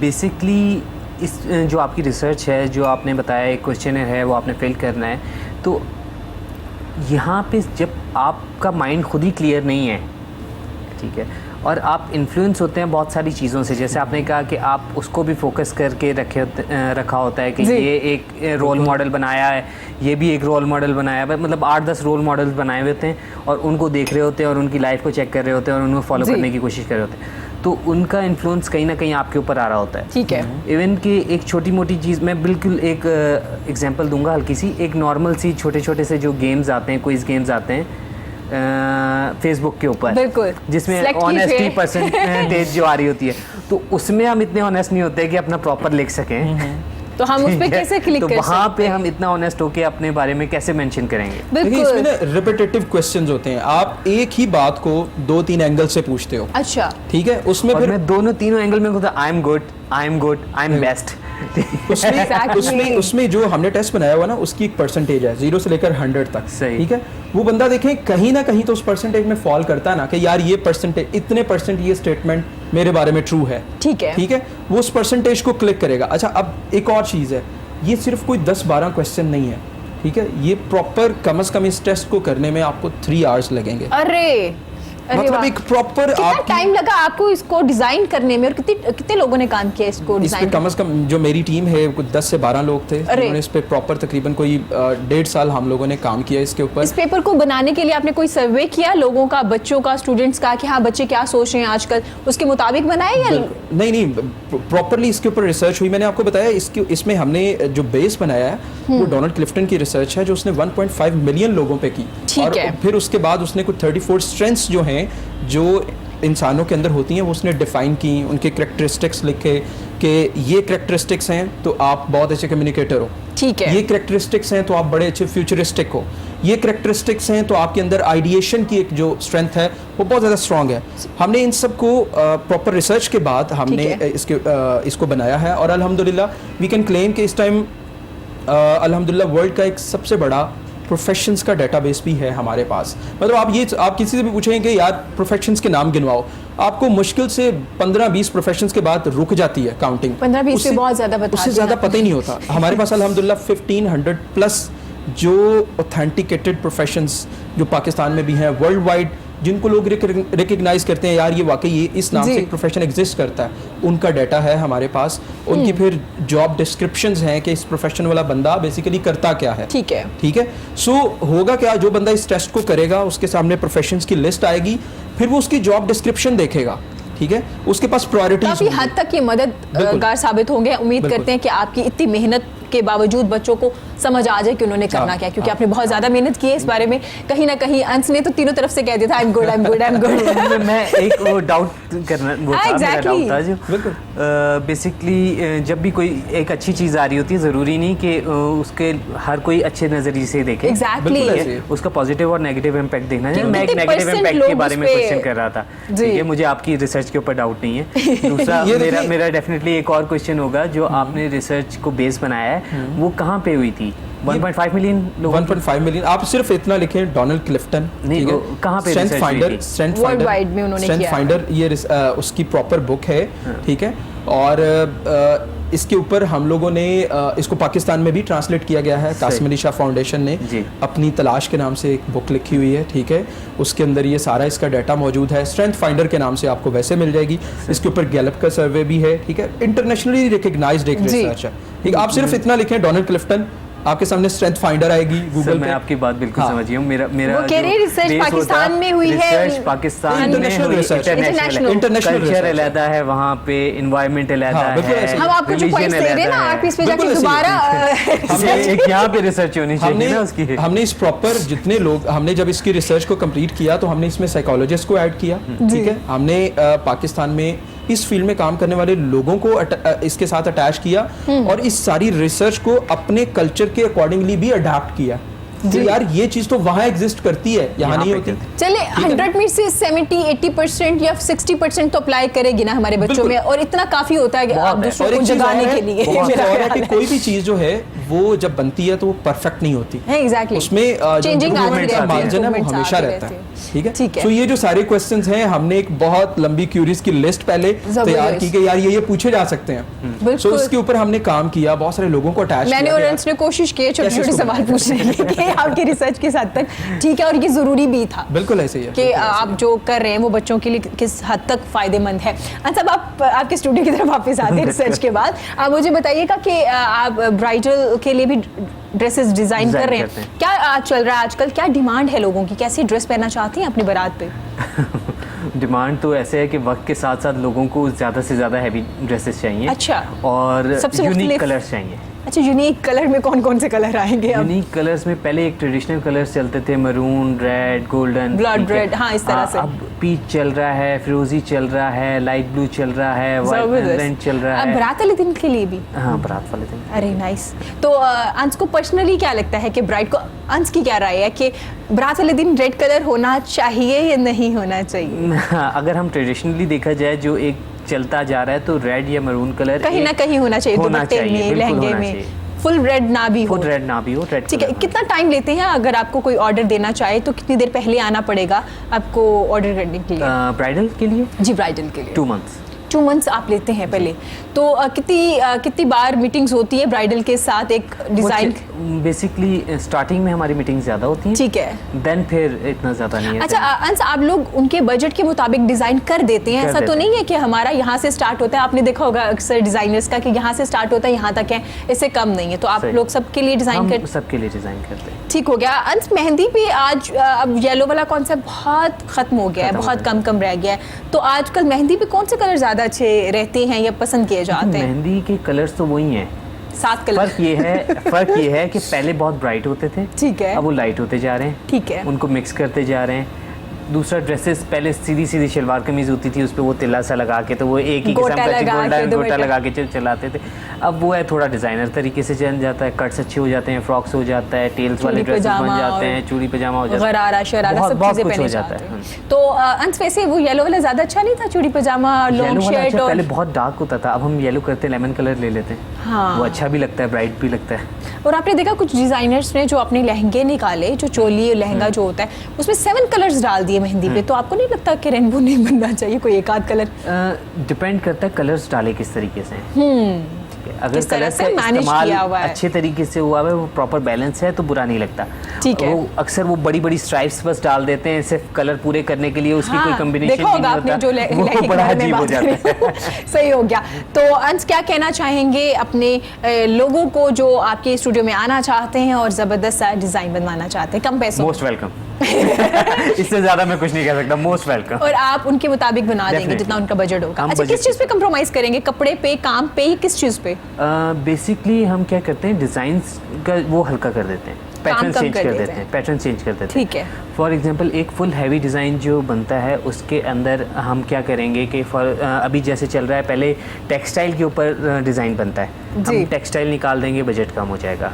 बिल्कुल। ठीक है। देन फिर अगर आप कहते हैं और कम करना है, देन फिर पूरा काम जो हाथ से है, हम उसको क्या करेंगे, हम उसको लेके चले जाएंगे एम्ब्रॉयडरी पे, ऑटोमेटिक पे, उसके ऊपर हम टचअप्स दे देंगे। ठीक है। कपड़े पे सो कॉम्प्रोमाइज़ नहीं करेंगे, और वैसे कपड़ा इतना एक्सपेंसिव नहीं होता। सही। कपड़ा इतना ज़्यादा एक्सपेंसिव नहीं होता, बेसिकली काम और लेबर जो लगती है ना, वो ज़्यादा एक्सपेंसिव होती है।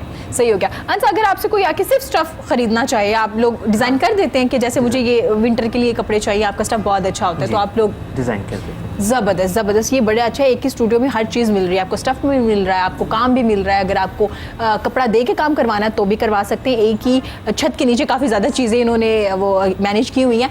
आप क्या कहना चाहेंगे सर, सोशल मीडिया पे कैसे खुद को हिट कर सकते हैं सिंगर? नए वाले आने वाले सिंगर्स को क्या कहना चाहेंगे आप?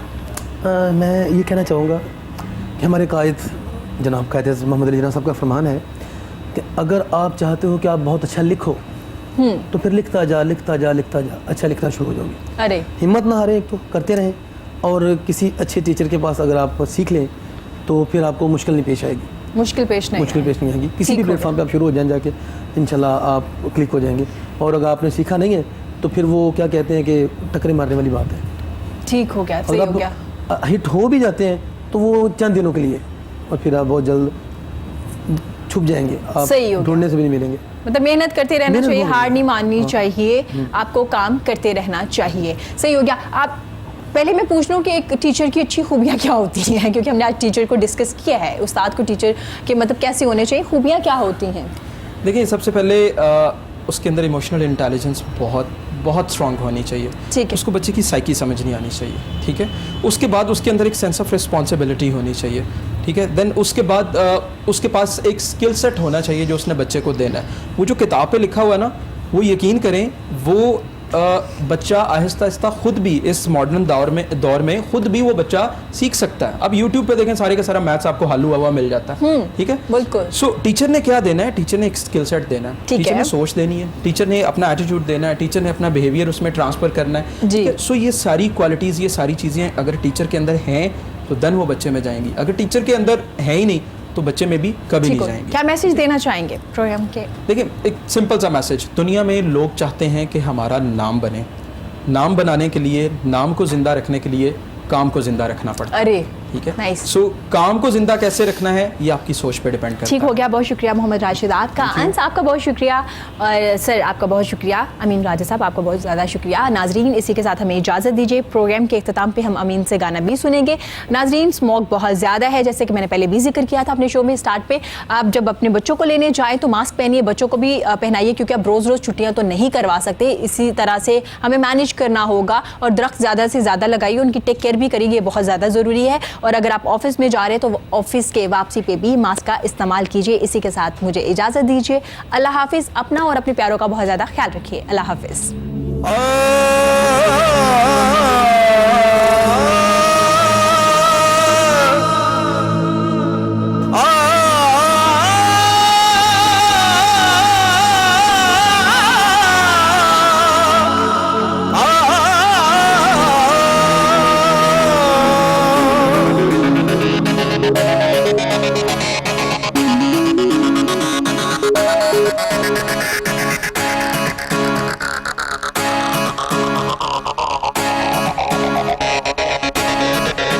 मेरे रश के कमर,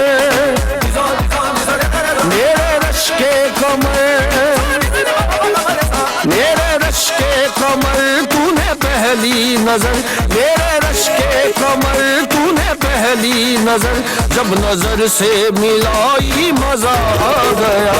मेरे रश के कमर तूने पहली नजर, जब नजर से मिलाई मजा आ गया। मेरे रश के कमर तूने पहली नजर, मेरे रश के कमर तूने पहली नजर, जब नजर से मिलाई मजा आ गया। बरकसी गिर गई काम ही कर गई, बरकसी गिर गई काम ही कर गई, आग ऐसी लगाई मजा आ गया। मेरे रश के कमर तूने पहली नजर, जब नजर से मिलाई मजा आ गया।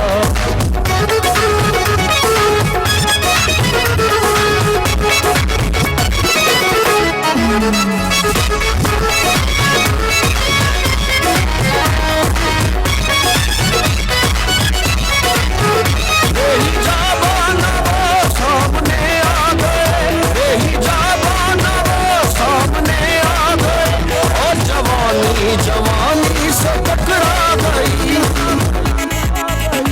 आँखून की लड़ी हूँ मेरी आँख से, आँखून की लड़ी हूँ मेरी आँख से, देख कर ये लड़ाई मजा आ गया। मेरे रश के कमर तूने पहली नजर, जब नजर से मिलाई मजा आ गया।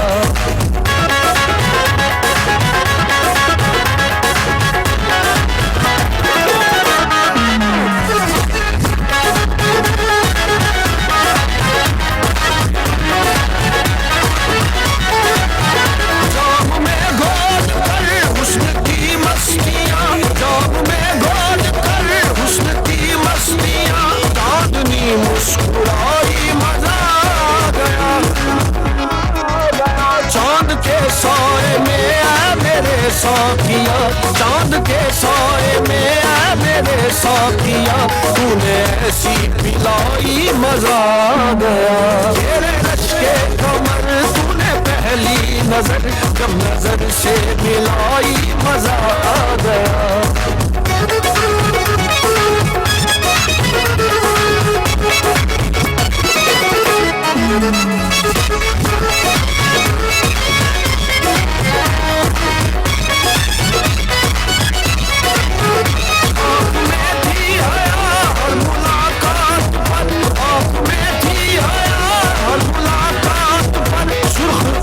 हुए शर्मा के मेरे सवालात पर, उसने शर्मा के मेरे सवालात पर, ऐसे गर्दन झुकाई मजा आ गया। तेरे रश के कमर तूने पहली नजर जब नजर से मिलाई मजा आ गया। हर कुर्सी गिर गई काम ही कर गई, हर कुर्सी गिर गई काम ही कर गई, आग ऐसी लगाई मजा आ गया। तेरे रश के कमर तूने पहली नजर जब नजर से मिलाई मजा आ गया।